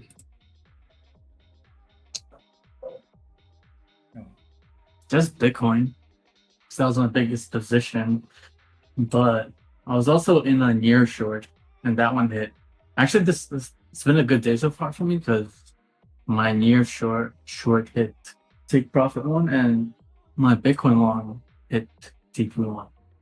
So I'm pretty happy with it. Yes. And then I'm not really. Yeah. I have a BNB long from last week, which isn't going too well, especially after the news. But I'm going to keep holding it. I don't know if it's fake news, if it's real news, or even if it is real, like, why does it affect crypto? Oh, you mean the Hormuz Strait thing? Yeah, the ship being hit. I mean, it affects crypto because crypto is a risk asset. I mean, it doesn't affect blockchain technology, but I mean, people don't invest in crypto because of blockchain, right? Like, who really? I mean, honestly, you invest in crypto because you like money, not because you love blockchain. Maybe 10% or 25% max of the people in crypto actually care about the future of blockchain technology. Most people, they want to see it now. You don't care about blockchain technology? I do care, but it's my life. I do this for a living. So maybe it's different, but most of the investors out there, most of the people who are actually investing in crypto, I don't think they buy Bitcoin because they want to see the future of blockchain thrive. They buy Bitcoin because they want to see number go up, right? True. I mean, I'm in it for the tech. I don't know about you guys. I don't think you are. I think that's a lie. I think that's a lie. I'm sorry, but I think that's a lie. Oh, bless you, Ayush. Technology. Bless you. Yeah, that's only what that's what a losing trader would say. Yeah. Sorry, I'm lying. I'm just in it for the money. Yeah, it's like you buy an altcoin and then you're like, oh, I'm gonna make so much money on this project, and then the value goes down and down and down, and you start talking about how it's the future value of this company and the revolutionary projects, and then it's down 90%, and you're like, we just need a little bit, like, switch the mindset from making money to becoming a community member. Remember, like in 2017, I had like some huge investments in the altcoin market, and I remember how you had that confirmation bias, right? You started looking for things that would confirm the bullish case.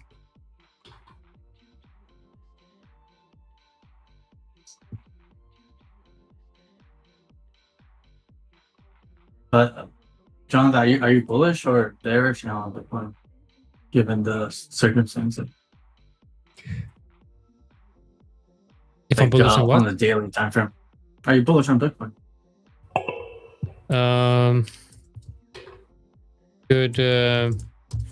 Good question. I don't really have a good read on.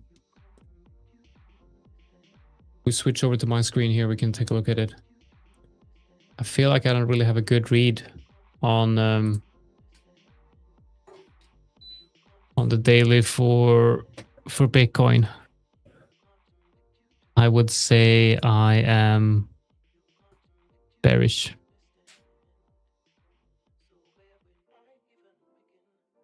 Yeah. On the daily? Yeah, I think we're gonna go down. Mm. Like this move that we just got right here. Why have we not retraced this move? And why does this breakout happen on like no volume? It happened. I mean, there was no volume behind this. There was no, you know, if we compare. Okay, so Bitcoin is trading near the lows of this news-driven move. The S&P 500 is trading at the highs. Nasdaq has all pretty much retraced the whole move, but Bitcoin is still showing weakness. There's no interest in this breakout for Bitcoin. I think this is a fake out. I don't think we're going to be breaking above 80K for a while. I think we might. I think we're going to go down. I think we see 76 before 82.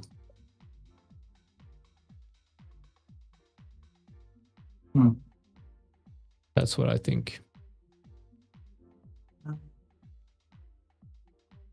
We already hit 76.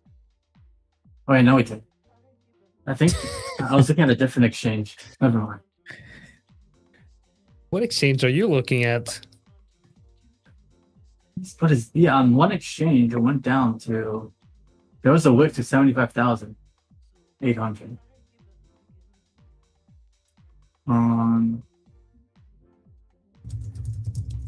Let me see what exchange is this.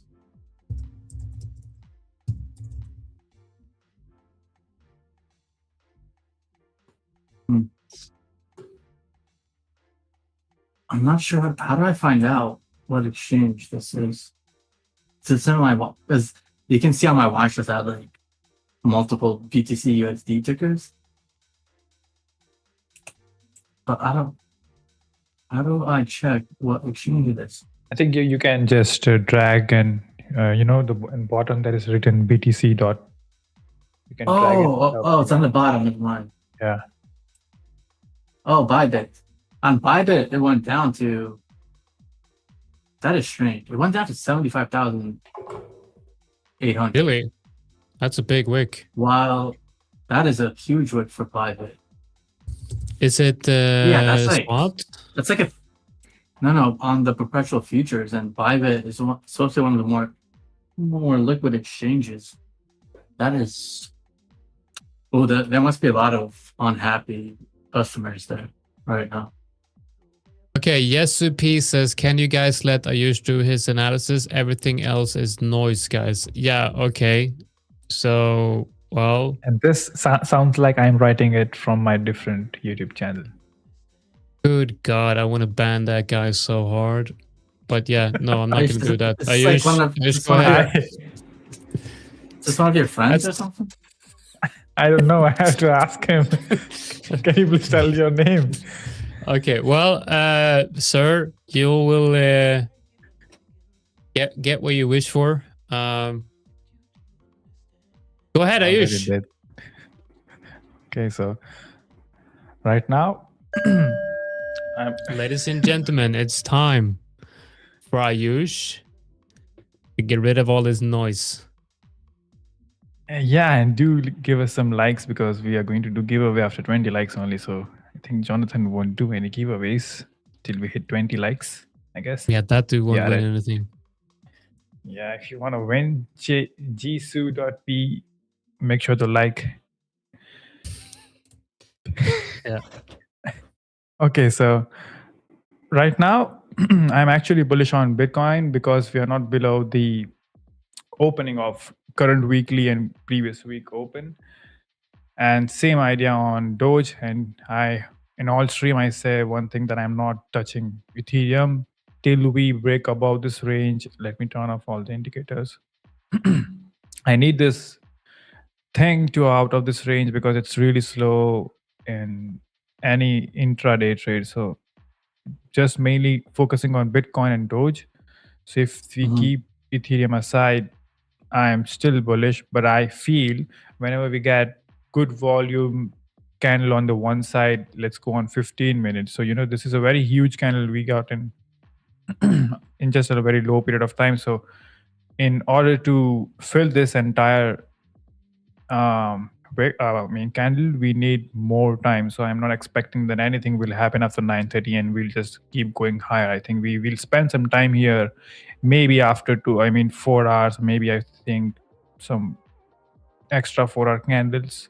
Tomorrow we'll see continuation or back to normal trend. So right now for intraday trade, I have nothing. I was expecting before we had this candle, but this just went straight to new support area on a daily time frame. So yeah, I'm still bullish on Doge and BTC. And if we manage, as Boris said, that if we manage to close above 80,000, we have this wicks at this level. I just want price to be above this level so we can at least get an idea that what's going to happen for the entire week. And if we just keep ranging in this wicks, it's going to be slow for more 2-3 days. So yeah, that's what I'm looking at, and I said this for 3 to 4 times today on live stream. So yeah, if Nasdaq drops, BTC will likely follow, right? Not always. I don't know. For me, I've never seen correlation between NQ and Bitcoin, but I don't know what Jonathan and Boris has to say. Well, to the downside, if Nasdaq drops, then yes, Bitcoin will follow. If Nasdaq pumps, Bitcoin will not always follow. We see that the correlation between Bitcoin and Nasdaq is very high, but it's very high to the downside, not as high to the upside, especially not since the beginning of the year or since November last year, when the crypto bear market really started to kind of. And I think that's because Nasdaq dumps for the same reason as when Bitcoin dumps, right? Or not really. So Nasdaq dumps because of risk off, right? And Bitcoin dumps because of risk off things as well. But Nasdaq also pumps because of the AI narrative, and Bitcoin doesn't have that. Yeah, I agree. It's Bitcoin tends to be correlated to Nasdaq to the downside. That's what I noticed as well. So I completely agree, Jonathan. And I think question is what type of lag is there,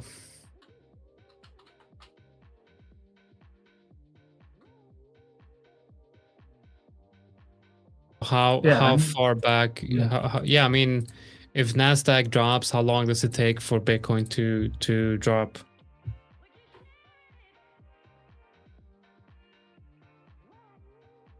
This run up on the Nasdaq was actually quite impressive.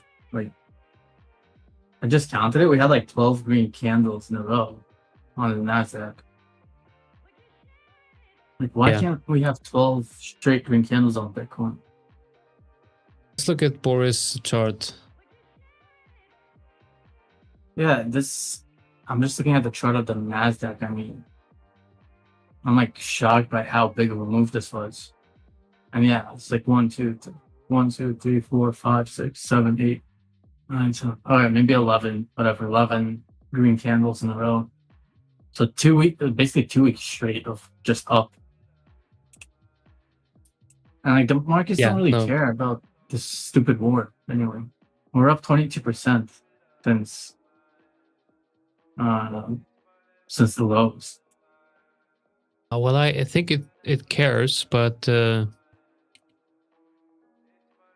guess there's a lot of back and forth, and the situation isn't really becoming worse. It's not becoming better, but it's also not becoming worse. And I think the market has kind of priced in that it might not be as catastrophic as it once was thought to be. Yeah, I mean, you know what's scary? Like, we've been in a perpetual uptrend on the S&P since forever, basically. Like, stocks don't go down. What's that mean? Stocks only go up? Crypto only goes down. Yeah, I mean, I think the major issue is that Bitcoin is very sensitive to. I mean, I was working on this idea that there's two.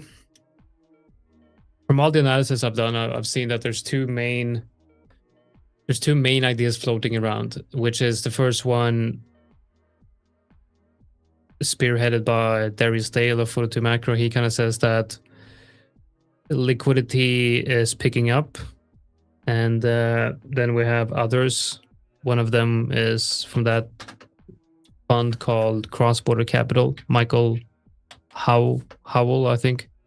He says that global liquidity is declining and it's on a declining route, and I think that makes more sense if we look at Bitcoin, because Bitcoin has been declining quite a lot, and I think that's because of the global liquidity cycle is declining. But one of the reasons why I think the stock market is so strong is because of the AI narrative, and it doesn't really care about. It doesn't really care about the global liquidity cycle, right? Because the AI boom is so strong, and the promise of productivity is so strong, and therefore the stock market rallies because it's directly getting a lot of value from the AI boom. But Bitcoin isn't really being positively affected by AI productivity. But if AI promised that the job market is going to be so strong and all the companies out there is going to be so much more productive, then I believe if that truly is the case, then why is not Bitcoin also breaking into new all-time highs and start rallying? Because that would mean that people would want to position themselves for a future that where risk assets would increase in value. And I'm not really seeing that. I'm starting to agree with like Tony Severino's theory that Bitcoin is not going to see an all-time high for until what year he said? 2030? Yeah, I think so. Around 2030. Because like I'm looking at Bitcoin on the monthly, and you can see it's like what do you call this? The uptrend is getting weaker. Like it's starting to like slope downwards. Well, if you look at the SPY ETF, like this is just still skyrocketing upwards, while Bitcoin is starting to look at this droopy. Is that a word here? Sloppy? Yeah, there's like a regression, right? Yeah, exactly. Where the that idea of Bitcoin becoming, following that linear regression, I think it's becoming less and less volatile, maybe more mature as an asset, and it only makes sense. It only makes sense. Really. But I was looking at that's Bitcoin on the. This is Bitcoin on the regular chart. I was looking at the log chart before, and this is SPY. Also on the regular chart. Oh, Bitcoin looks like complete crap if you look at the regular chart. Yeah. If you don't do long, it looks very bad. I think I'm gonna sell. Pretty bad, yeah. Never mind. I'm not bullish anymore. After looking at this. We have a question here saying, is Bitcoin really the last asset people invest in compared to stocks or gold? And why do you guys think about the future of MicroStrategy and Saylor's big bet on Bitcoin? So no, Bitcoin is not the last asset people invest in. So Bitcoin is the first asset that people invest in. And it's also the first asset that people sell. Okay, so let me explain why. Because when people, when the market becomes, more risk on, you will see that assets like Bitcoin, which is a risk asset, will start to, increase in value because they're seeing the risk to reward being quite good on an asset like Bitcoin. And for the same reason, they're going to be the same people to exit Bitcoin quickly as well, because the volatile assets are going to be the assets that are moving quickly, right? In terms of MicroStrategy and Saylor's big bet on Bitcoin, I think I don't see the logic in his strategy with Bitcoin. I don't understand. I haven't really looked into this too much, but he's just feels like he's putting up company collateral and shares to buy Bitcoin in a way that is very, very, very risky. It's not really good business practice, right? It's, I mean,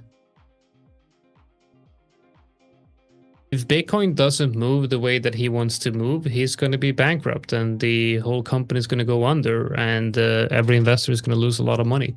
It's just a crazy way of investing. I think Michael Saylor is not doing the world of crypto a favor by doing what he's doing. I mean, it's one thing adding Bitcoin to your balance sheet, right? But to take the whole company and just rebrand it and just make it a vehicle for leveraging Bitcoin, it's just weird. I don't get it. So does MicroStrategy do anything else now? Is it just basically like a Bitcoin ETF? Or does it actually do software stuff? Well, I think it's quite obvious that they're doing something, but they're definitely more, they're definitely more of a just a leveraged Bitcoin bet at this time, right? Yeah. But I need to do some more research on that before I can really make any conclusive statements on it. Apparently, it was a business intelligence company similar to Tableau. I don't know how to say it. Similar to Power BI and we got U.S. Treasury Secretary Bessent on Iran saying the U.S. is opening up the Strait. And he's also saying that we have absolute control of the Strait. So, okay, so we should see Bitcoin moving higher now. Let's see. Oh, it's moving lower. Great. What about Nasdaq? Yeah, Nasdaq is moving higher, obviously. And there we have it. That's the difference between Nasdaq and Bitcoin. We can put Bitcoin on here as well. Bitcoin in blue and Nasdaq in white, and yeah, it's picking up a little bit. So here's that we talked about earlier, the correlation, right? Bitcoin is going to move up here, like there's no question about it. Okay, if Nasdaq moves up here, Bitcoin is going to move from here to here. That's almost guaranteed, right? So let's see. If Nasdaq can move up to the high, then Bitcoin should at least move up here, because they're correlated, and especially on the lower time frames, like in a case like this, there's definitely some edge in playing that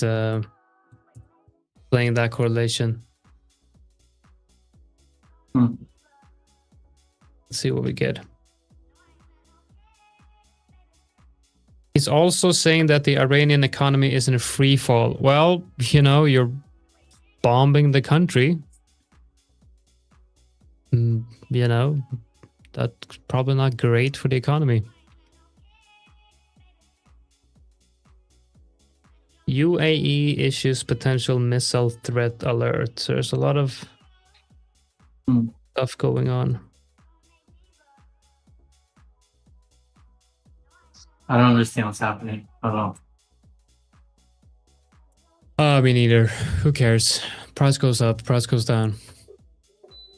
We got a comment here from Jesup. Maybe that's one for you, Ayush. Maybe you can look at Doge.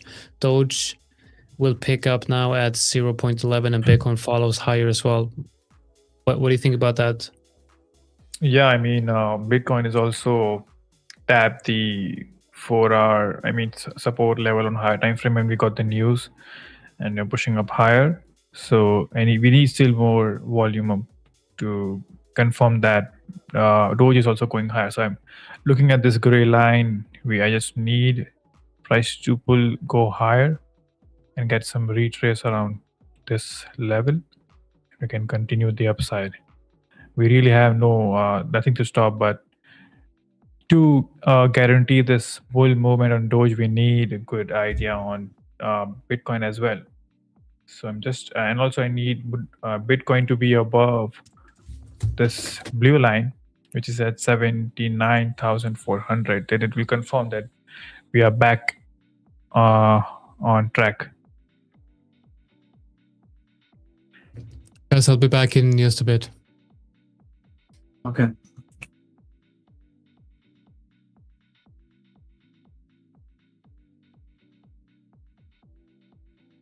So yeah, if you guys have any questions for us, we would be happy to answer, and we are going to give away after we hit 20 likes. We are at 14. We just need 6 more. Make sure that you have liked the video so we can get some giveaway and do some duck raise, because I think duck raise is really necessary for today's stream, because we have really slow market right now for intraday traders.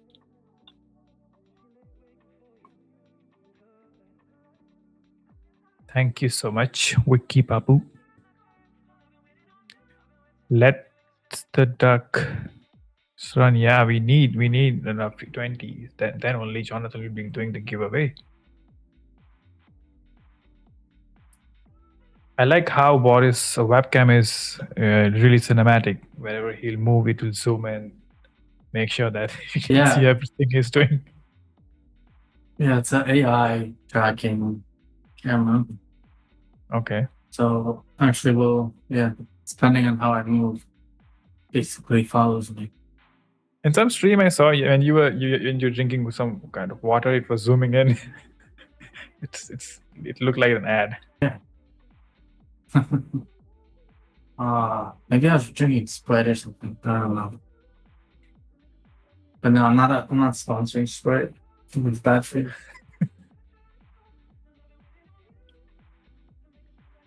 So I think, okay, let's look at gold, XG. What do you think about gold, Boris, on higher time frame? Let's see it.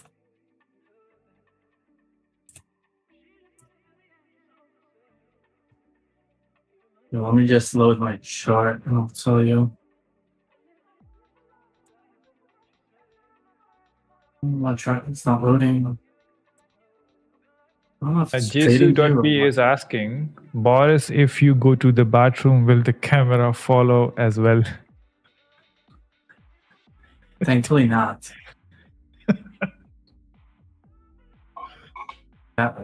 No. I mean, I can bring it with me if you want to see me in the bathroom. But who wants to see that? Before we discuss that Jesu.p might be my friend, after this question, I think you are not from my friend circle. So it's verified now. You are not my friend. So what I think about Pax, I think it looks bad. Like, it looks really bad. Like, Bitcoin's up today, gold is down. That's not good. Nasdaq is up. S&P is up while gold is down. In this case, patch 3. No. I'm not bullish on gold whatsoever. I think the top is definitely in. Yeah, I don't know. I wouldn't do anything with this because I wouldn't short it either. It's just not an interesting chart for me. I don't really see anything, any setup here. What are your thoughts, Ayush? On gold? Yeah. Yeah, I'm bearish, but we are getting slower near this wick area, and I feel when we will tap this, obviously bearish till we tap this wick, and when it does, it is going to be area to wait for confirmation that the price wants to go lower or it wants to continue higher from here. So I think obviously bearish till we hit this area at 44,000. I mean, sorry, not 44, 4,450. And yeah, so for now I'm bearish, and because we are reacting from this wick of higher time frame, and this will be my I can also say as point of control. We don't even have point of control at there, but yeah, usually see price take rest near wick. So this is the area we will look for some potential long pullbacks, maybe internal longs, and continue lower. So I'm bearish on higher time frame.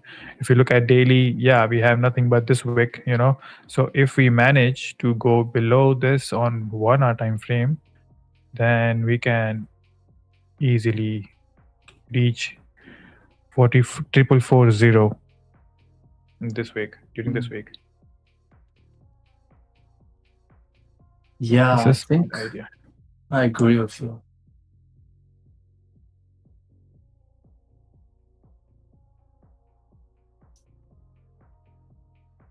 I mean, should we look at silver as well? Yeah. Silver. We don't have silver, right, to trade? Yeah, I guess not, but it's just interesting to look. I mean, honestly, USD doesn't look that great either. And yeah, and we are working on a course for you guys. So if you have any questions, reach out to us on Discord. The handle for Boris is, if I'm not wrong, Boris Trader or Trader Boris for Discord. Yeah. You guys can find us on Discord, and if you have any questions, you can write it in trade chat, because I'm mainly active in trades and I look at charts. People share their analysis, their trades. It's really fun to watch people sharing their experience with Tradeify Crypto. So if you have any questions, you can ask there, and if you want to leave a DM, don't hesitate. So yeah, I mean, if I look at silver, I use both of them as correlation, and we have some kind of same idea. I don't know why it looks weird. I think I should add different broker. FXCM will do. Yeah. So if we look at weekly time frame, we have same idea, but because of all these wicks we have, it is going to be difficult for silver to continue lower. We have same kind of structure, bullish structure on Ethereum. So I would not be taking any shots in personally on silver. I think, and gold has good structure because we have really less wicks. As you can see, we have really less wicks on weekly time frame, but we have many wicks on weekly time frame on silver. That's why it is being difficult for price to go lower on silver, and we have same structure building up here, and this wick as supply zone. So yeah, I think gold looks better than silver. What do you think, Boris? I think, well, I think the best way to see if gold is better than silver is by looking at the XAU, the XAU versus ZAG ratio. Let me see if there's a, it's actually a popular, gold. Let's look at the gold silver ratio. All right, it is in range. So to me, What I time don't frame know. it is? I don't think daily. Okay. So this is comparing gold against the price of. Be honest, it just looks. They look the same to me. I wouldn't say one is stronger than the other. They're just following each other recently. But let me zoom out to maybe weekly time frame. Yeah, on the weekly time frame, gold has lost a lot of value against silver. Obviously, silver went. What was it? Was the high for silver like 120 or 150? Forget. For gold? No, for silver. What was the record high? For gold, it was, let me check. It's 120. For silver, you mean? For silver, yeah, not gold. Yeah. Looking. Actually, look at the monthly chart. Or XAU against. So gold against silver. And it looks like gold is losing value against silver.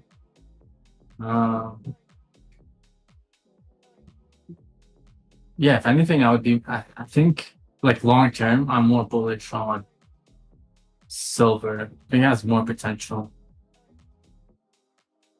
I'm just looking at the chart here. I'm gonna look at the correlation. But again, I'm not like a expert on precious metals and commodities, so.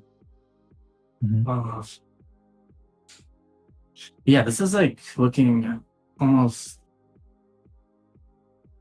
It's kind of like comparing ETH, Bitcoin, right? So let's do that. How's ETH doing against Bitcoin?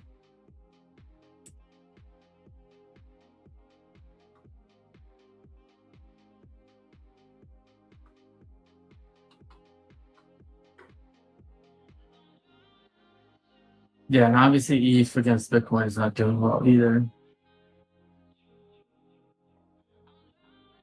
Let's look at the monthly chart.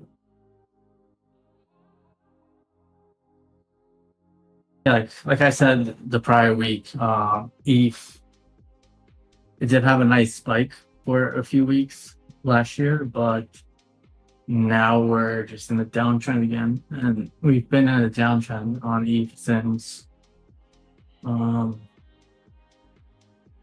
around since 2022 or 2022. So when the downtrend started.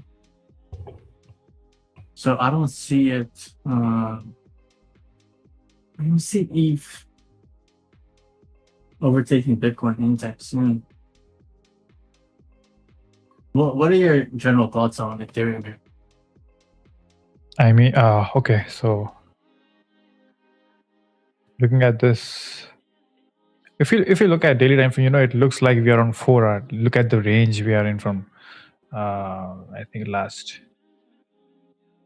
for entire month of April, I feel, right? At the swing point, everything was really nice till Monday, 13 April, and we can see this really bad range. So I'm just waiting for price to do something because I use correlation between Ethereum and Bitcoin. So when we will be free, when I think Ethereum will do something new, it's Yeah. going to be very easy to analyze Bitcoin as well, because there are many very few times where I see Ethereum being weak for entire month. And if we take an example of trending market, when we see both of this pair, Ethereum and Bitcoin, switching correlation, like sometimes you will see Ethereum being strong, sometimes you will see BTC being strong, that indicates that we are in a very healthy market, but if we see Ethereum is being weak for at least a month, then that we are in an area where it is very difficult for swing traders also to get an idea about the trades, and intraday as well, because you can trade only Bitcoin for now. That's why I'm trading Doge actively, because it is really volatile. So Doge is like as a replacement of Ethereum for a short period of time. So I'm really waiting for this asset to go out of this range, either below or above.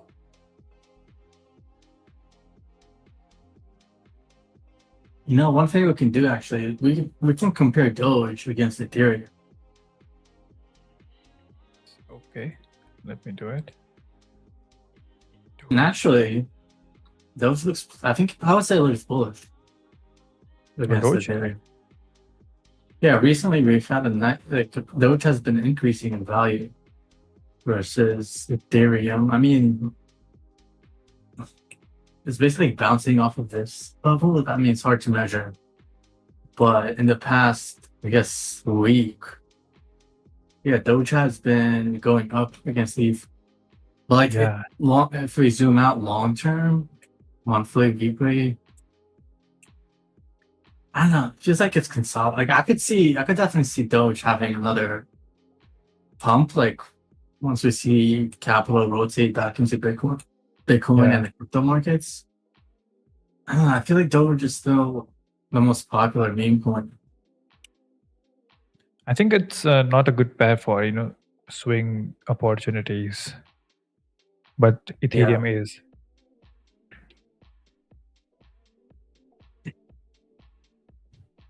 So Jisoo.p is asking, Boris and Ayush, will you two also compete in the May competition? You mean the tournament? I mean, we would love to. We will full put the accounts on live. It will be good. I think that's the only way to maintain. I think a competition we have for a month now. When I saw the first competition was only for 11 or 12 days, if I'm not wrong.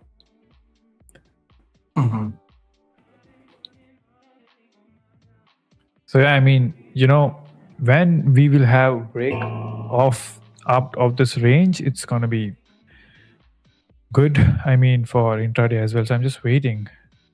That's why I'm trading Doge mainly. And if we look at gold, the reason why we got the reaction at these lows because we were not able to close below value area low of previous day, but even not we are not able to getting retrace at point of control. So I feel we can still go lower, and I think we have less data for PAXG on this platform.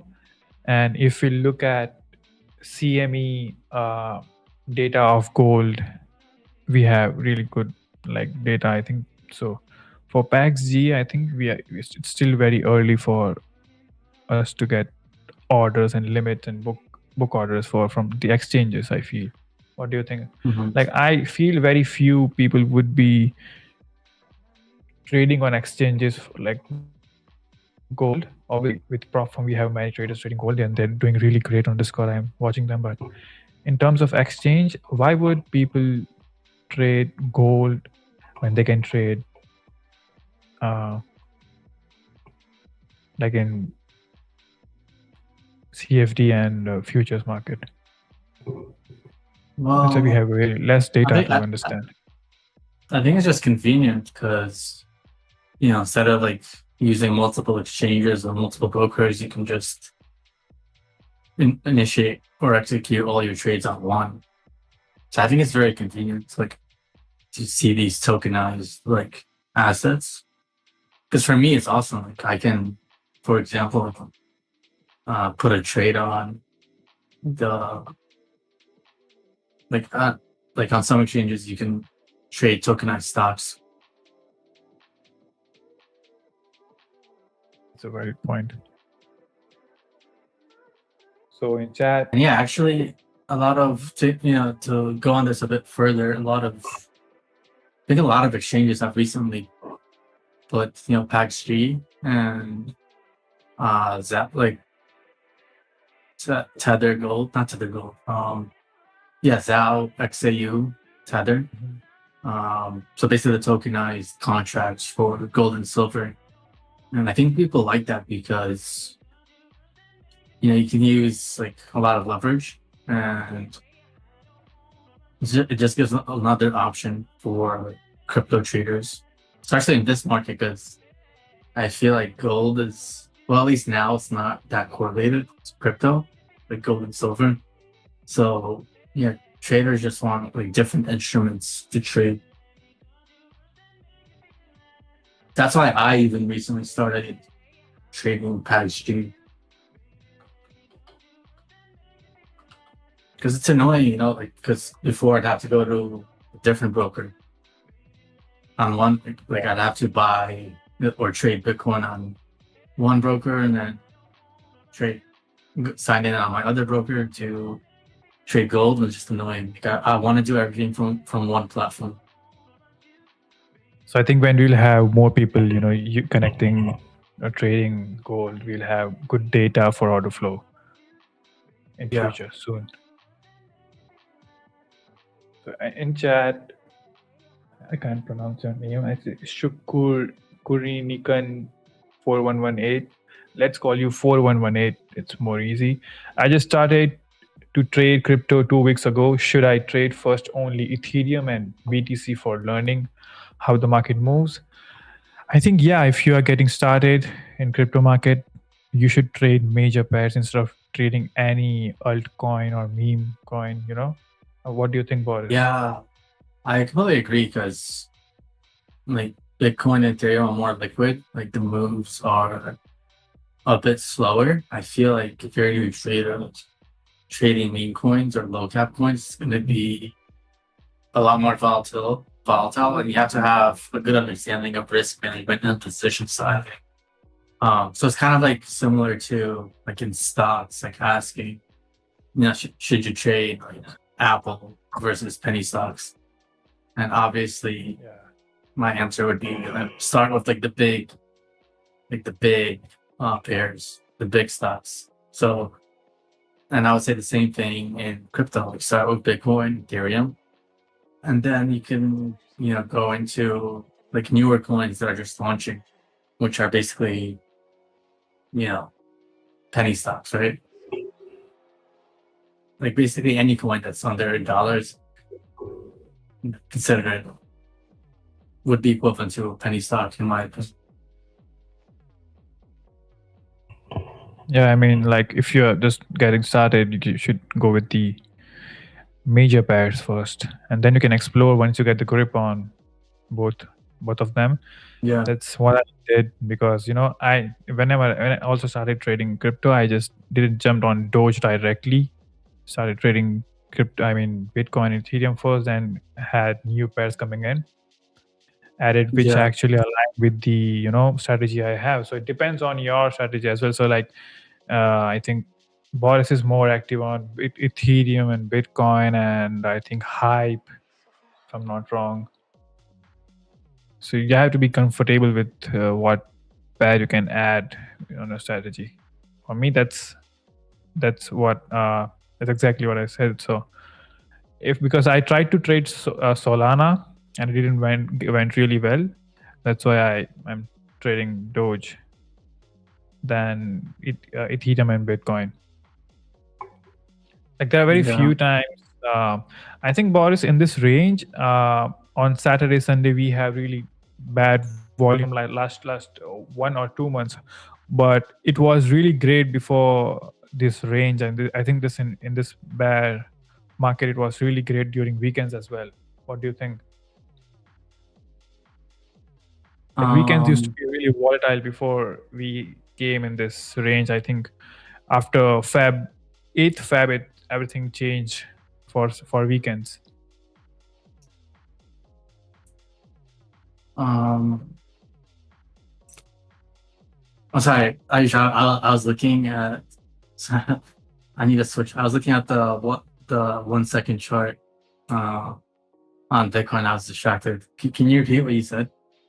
Yeah, I asked that, in this range from, I think, Feb, if I'm not wrong, Feb 11th to current market, we see weekend being really slow. I mean, obviously markets are closed, we see really less volume, but one thing I noticed before this range, weekends were really, at least tradable before, last year near December. Like from past two months, I'm experiencing really slow volume during weekends. Yeah, I typically agree with you. Except I think there was one weekend where we got some news, and that did affect the Bitcoin markets or the crypto markets. I think it was like a month ago or 2 months ago.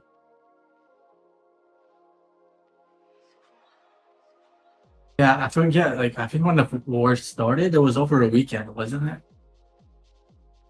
Yeah. So that's when we saw volatility. Yeah, but then after that, like volatility has come down a lot.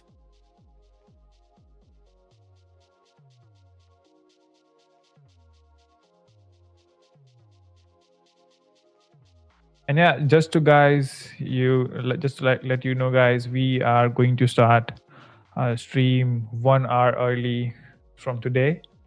So if you are not informed, now you have the information. You can tune in 1 hour early and join us every single day live and ask questions. We have 16 likes. We need 4 more to do giveaway. Oh, come on. You get more. And now we have 18. I just said giveaway and we have 18 people watching us. Please hit the like.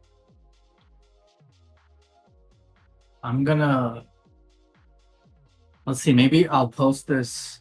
I'm gonna post our YouTube link to my Twitter account, which has 420 followers. It's a big deal, obviously. We'll see, maybe we'll get some viewers if I post this on my Twitter. I'll post this on my Instagram, but I don't really get that many people watching my stories. I think people are actually very offended by my content on Instagram. So I'm not going to give out my Instagram account right now. I need to clean it up a bit. I think it's highly offensive to some people.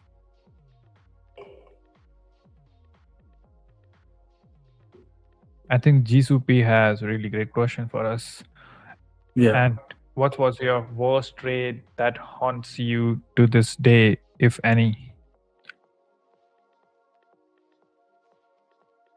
Like with prop, if I share my experience in 2021, I was about to get a good payout from a firm, and I blew it because I was like, if I say in US dollar, it was I just wanted $50 more to get my payout, and I could have made around got payout of 5,000. Instead of that, I blew it, and I still remember that.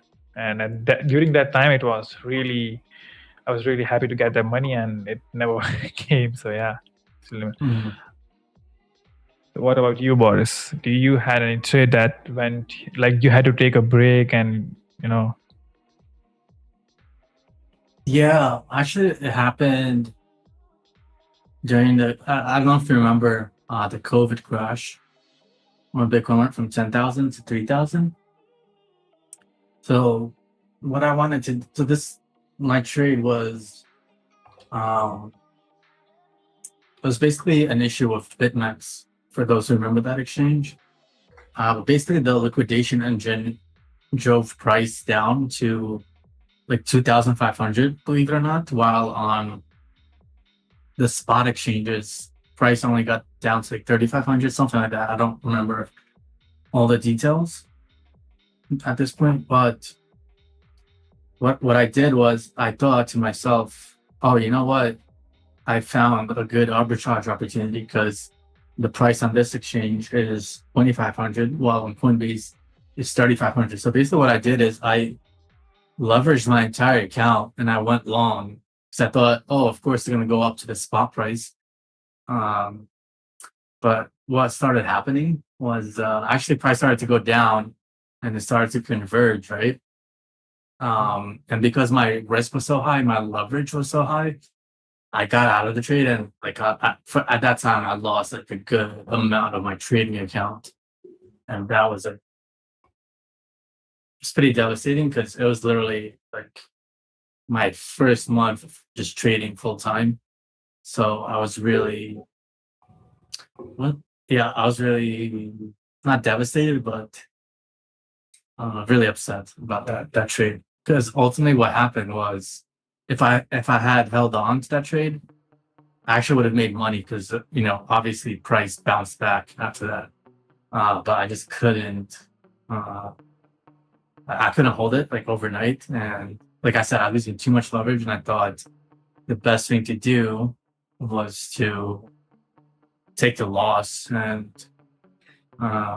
not risk losing my entire account. So yeah, in a single trade, I lost like, I don't know, 10% of my account or something like that, which is a lot, to lose 10% of your account in a single trade. I mean, that would be, you would lose your Tradeify account with that kind of reckless trading. But thankfully now I'm a very conservative trader now, because of that, after that experience.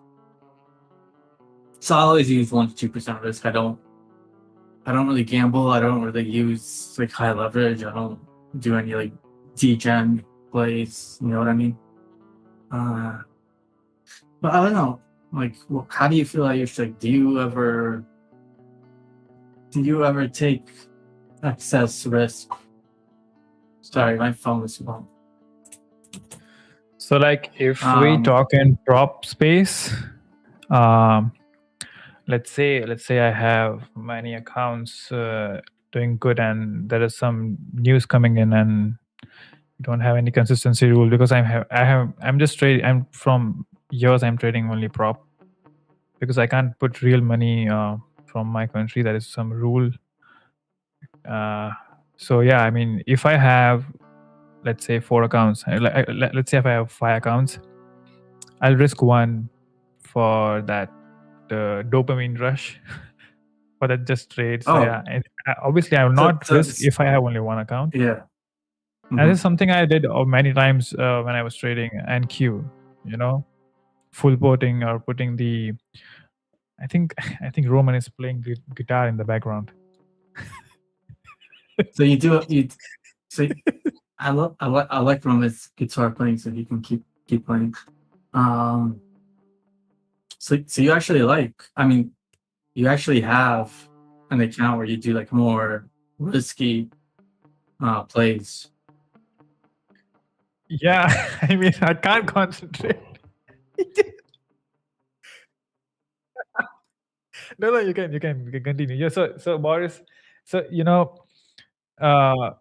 in futures, with 35 futures, you can have multiple accounts to trade. Also with the crypto as well. So let's say you have 10 accounts of 10K with 35 crypto of, and you are doing really well on 9 accounts. Why don't just risk 1 and try our luck to perform? Obviously I would never do it if I would have less accounts or would never not risk my portfolio or just for a single trade, because my strategy is based on, so I kind of book same amount of dollars every single day on crypto and futures as well, instead of hunting for more dollars, so I don't plan to make $5,000 in a day. Instead, I'll make 500 a day for 10 days and get a payout. Wait, so how many trading accounts do you have?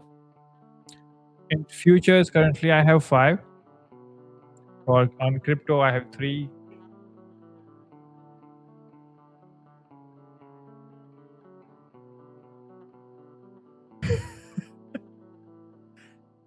Can we have W Roman in chat? If you like the background music, and which is copyright free, raw from our YouTube channel. I find it very calming, the music. Pinky Aurora, instant funding accounts are not good as I thought. It depends on, I think, to trade instant funding accounts, you need to use the rules in your favor with the consistency and all. So instead of hitting big numbers, just go for base hits every single day, at least for 5 to 10 days. If you can manage to compound your account small profit or with regular profits, because when I'm trading with on instant account, I make sure that I make same amount of dollar every single day to maintain the consistency. Mm-hmm.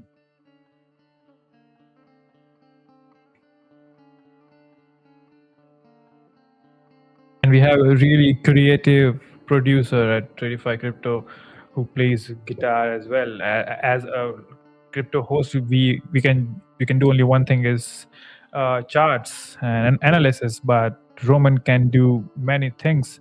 I think Boris, we need to learn some skills to show our viewers that we can do something else as well than trading. I mean, I tried to learn guitar before, but it was too difficult for me. Do you play any instruments, Ayush? I tried. I do have guitar, I do have flute, I do have kalimba, but they are just dusted in my room, and I'm never touching them. Like, I like to have them in my room, but when I thought that it's really hard to learn, I kept that aside and focused on charts. Mm-hmm.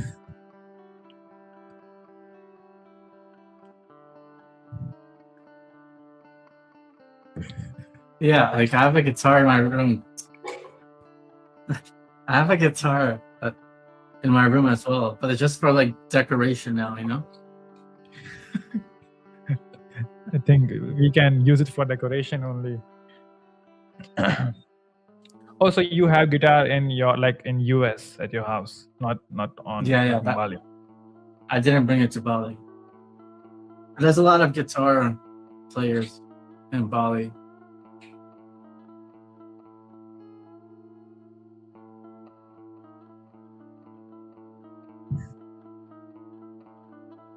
Actually, very bad at suppressing my laugh, so that's why we need a guitar show with Ayush and Boris. I don't think we'll do great. I mean, if we have Roman teaching us someday. Mm-hmm.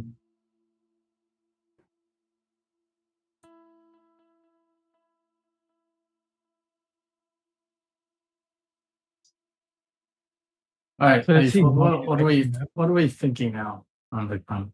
Now that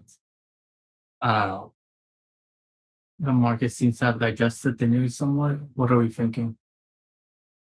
So I feel not looking for anything for upside for now, and ranging near. I think we are getting many sell orders as well, and we have this inefficiency. I think we need still some volume for sellers as well. We can't directly jump in and okay, let me open trading view. If you look at 15-minute, I feel we are still in higher time frame support zone. I'm not entirely bearish now, even for intraday setups, because I never fight with the weekly and daily open. Plus, we have weekly open of previous week as well. And if you look at Doge, let's see what's Doge doing. Okay, so we tapped the zone which I was looking for, and now we can see it is not really bearish even after the tap. I feel we can expect something like this. You can go higher, and we have this wicks here. So I will be very careful at this area, and also look at some retest and look at some volume. And if we close above somehow, then I think the levels I have marked are guaranteed. I mean, not the financial advice, but I'm saying it for myself.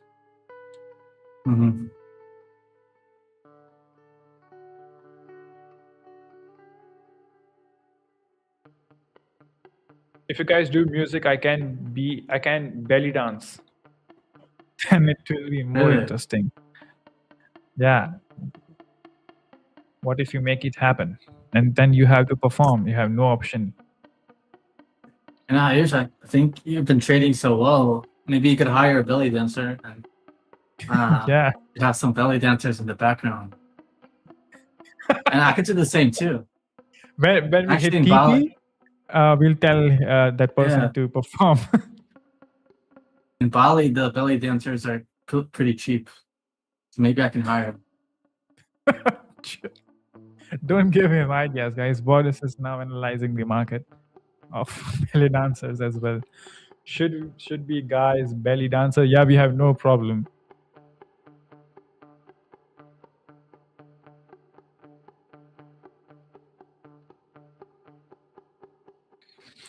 So maybe I'll get a Balinese dancer. Actually, it's quite a beautiful dance. And it's kind of like this kind of music. Like, it's almost like I don't know, Hindu, Buddhist kind of vibe. I don't know.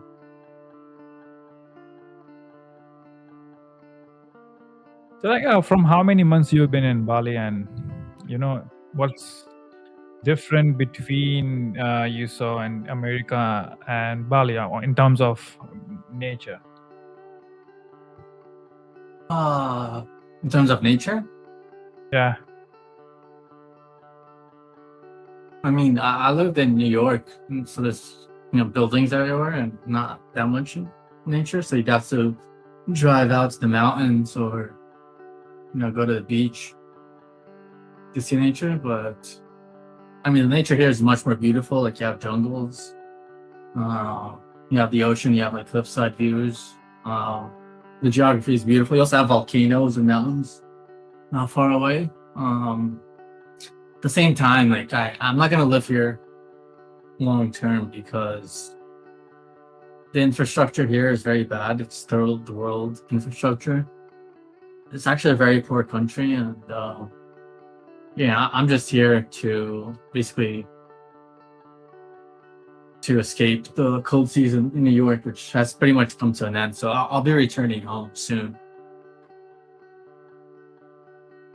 But yeah, I think for traders who have the possibility or the opportunity to travel and trade remotely, like, I need, like, in the wintertime, I need to be somewhere warm.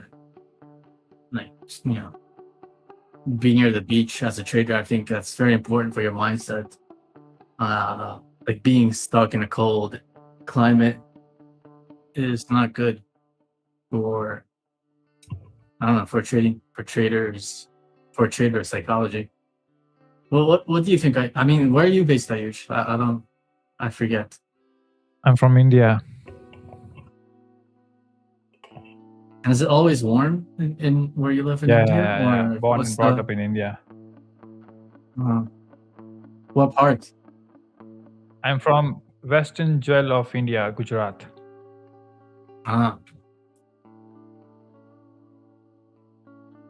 want to visit India. I think it's a great country, and I have some while I was working in Dubai as a trader, I met a lot of cool Indian people, and they're inviting me to come visit. Yeah. And they'll show me around. So maybe I'll see you in person. Sure, one day. it will be a good trip. And we will. Yeah. We have a lot of places to explore, so make sure to give me a call and we'll just enjoy my country. Where is Jonathan? He is busy somewhere. He'll be joining us tomorrow. I think Jonathan is building his YouTube channel with his kid.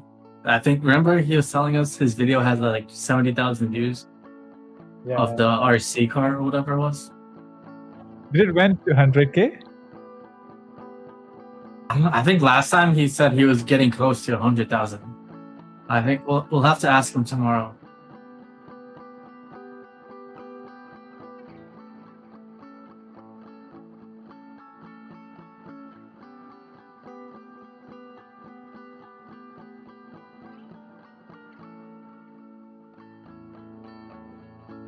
Is in three goating his. I mean, what he's writing. He is a grown man. He is married. He does not have a girlfriend. What you're saying, he'll ban you.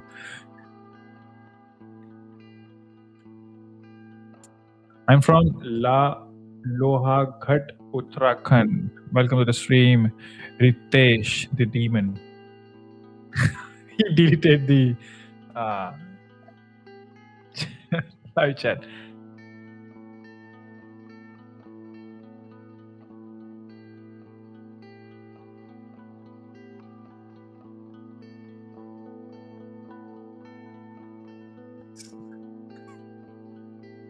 $20 likes done. Giveaway. Let me check. Oh, okay. So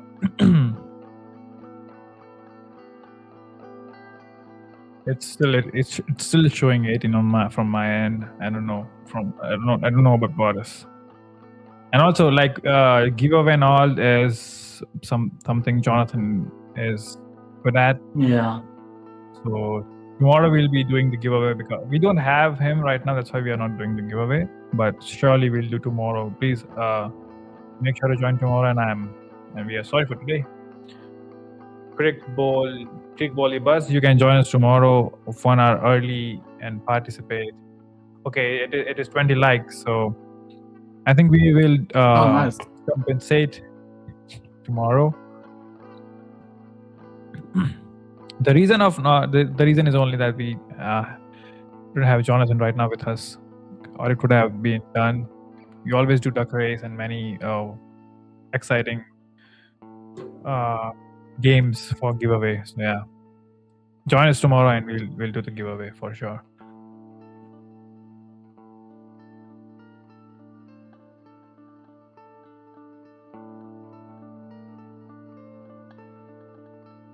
We are reacting from this higher time frame supply zone, or not high, okay, high time frame previous swing supply zone on Doge.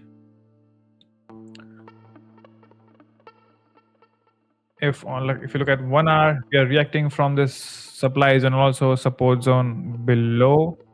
It's good if we close below and go higher. So it's for 10 a.m. open, it's just 5 minutes left. If when we see reaction, duck race, yeah, we'll do duck race tomorrow.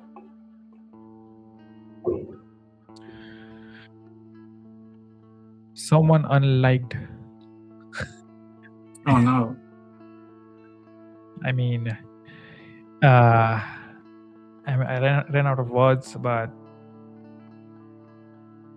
we will keep. We'll do the giveaway. Don't worry, guys.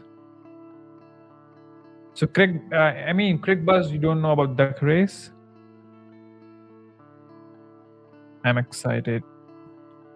We are excited too, buddy. So yeah, if we look at Doge, I want price to.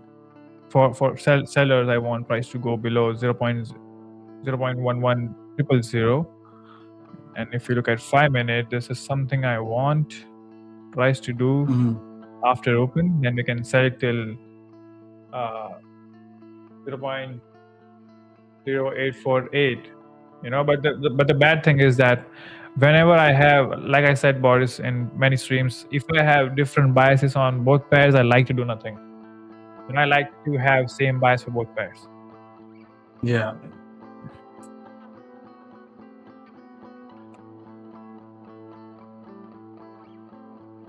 And can you guys recommend some games for live streams? And if Boris has some idea which we can play with our viewers.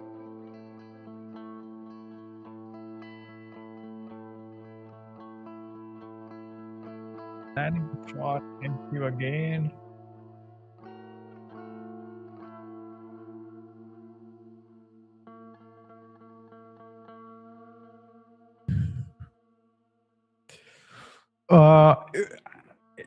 If we look at snake and ladder, that's gonna take a lot of time. I think we need something which we can be quick at. Play some games, back to charts, execution. Play some games, back to chart, execution. That's what we are planning. If I'm not wrong, Boris, right? We can't just play every day. Then it will be a gaming stream every single day, and we are not something related to gaming. Chess? I mean, trading is a game. Think about it. Now we have Boris. Yeah, trading is a game, and we played every day on 1 second time frame with Jonatan and Boris. We are really engaging with 1 second time frame. Oh yeah, speaking of the 1 second, can I even take a look at it?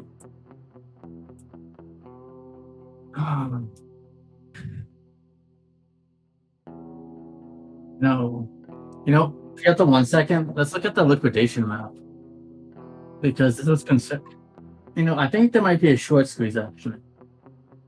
Because I think we squeezed out some longs on this, on the pullback, right? And now we're looking, if price can get back to even breach above 80K, we're going to be looking at 2 billion in short liquidations. While, price can go all the way down to 71 or even below 71,000, right? And there's only going to be 1.29 billion in liquidations. So it looks like there's more short leverage than long leverage right now. Lower time frame? I feel like we're gonna have a short squeeze, man. I think Bitcoin will go to 84.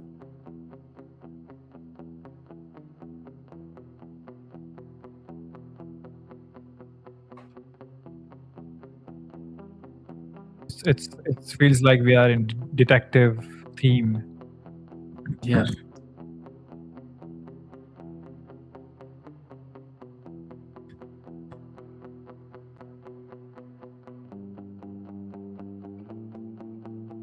Now we are in car. We are racing. Okay, now we are cowboys. Yes, many teams.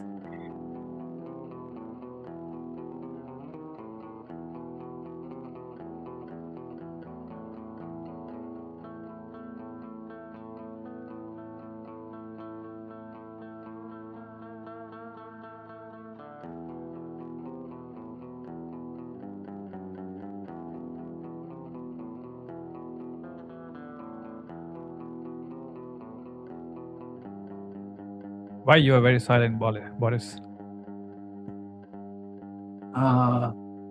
In terms of my voice or what? I'm just listening to Roman's guitar. I'm too distracted by his guitar. I'm listening to the rhythm because actually I really like classical guitar music. And He's switching the theme after every second. He played 3 themes in a minute. yeah. We have really talented producer. Yes. Well, I wonder if he perform, Roman, do you perform anywhere? Where can we come see it? Really? Oh wow, it's amazing. Cool. But guys, I think, are we coming to the end of the stream now? Yeah. So yeah, that's all from our side, and we'll be doing the giveaway tomorrow, and we are starting our live stream 1 hour early every single day. So make sure to tune in early with us, and yeah, we'll do the giveaway tomorrow when we'll have Jonatan with us. And any last words, Boris? I would say, so for people who are trading this, watch this level at 78,000, because that's where we wicked down to when the news broke out about potentially Iran striking a U.S. ship. If this level breaks, I'm going to switch my bias from bullish to bearish. And also, yeah, so these are the key levels, 78K. And let me try to draw this out. 78K. And then if we break 80,600, watch for a move to 84K. Those are the key levels. And my last words are trade safely, manage your risk wisely, guys. And we'll see you tomorrow. Yes. Bye-bye. All right. See you guys.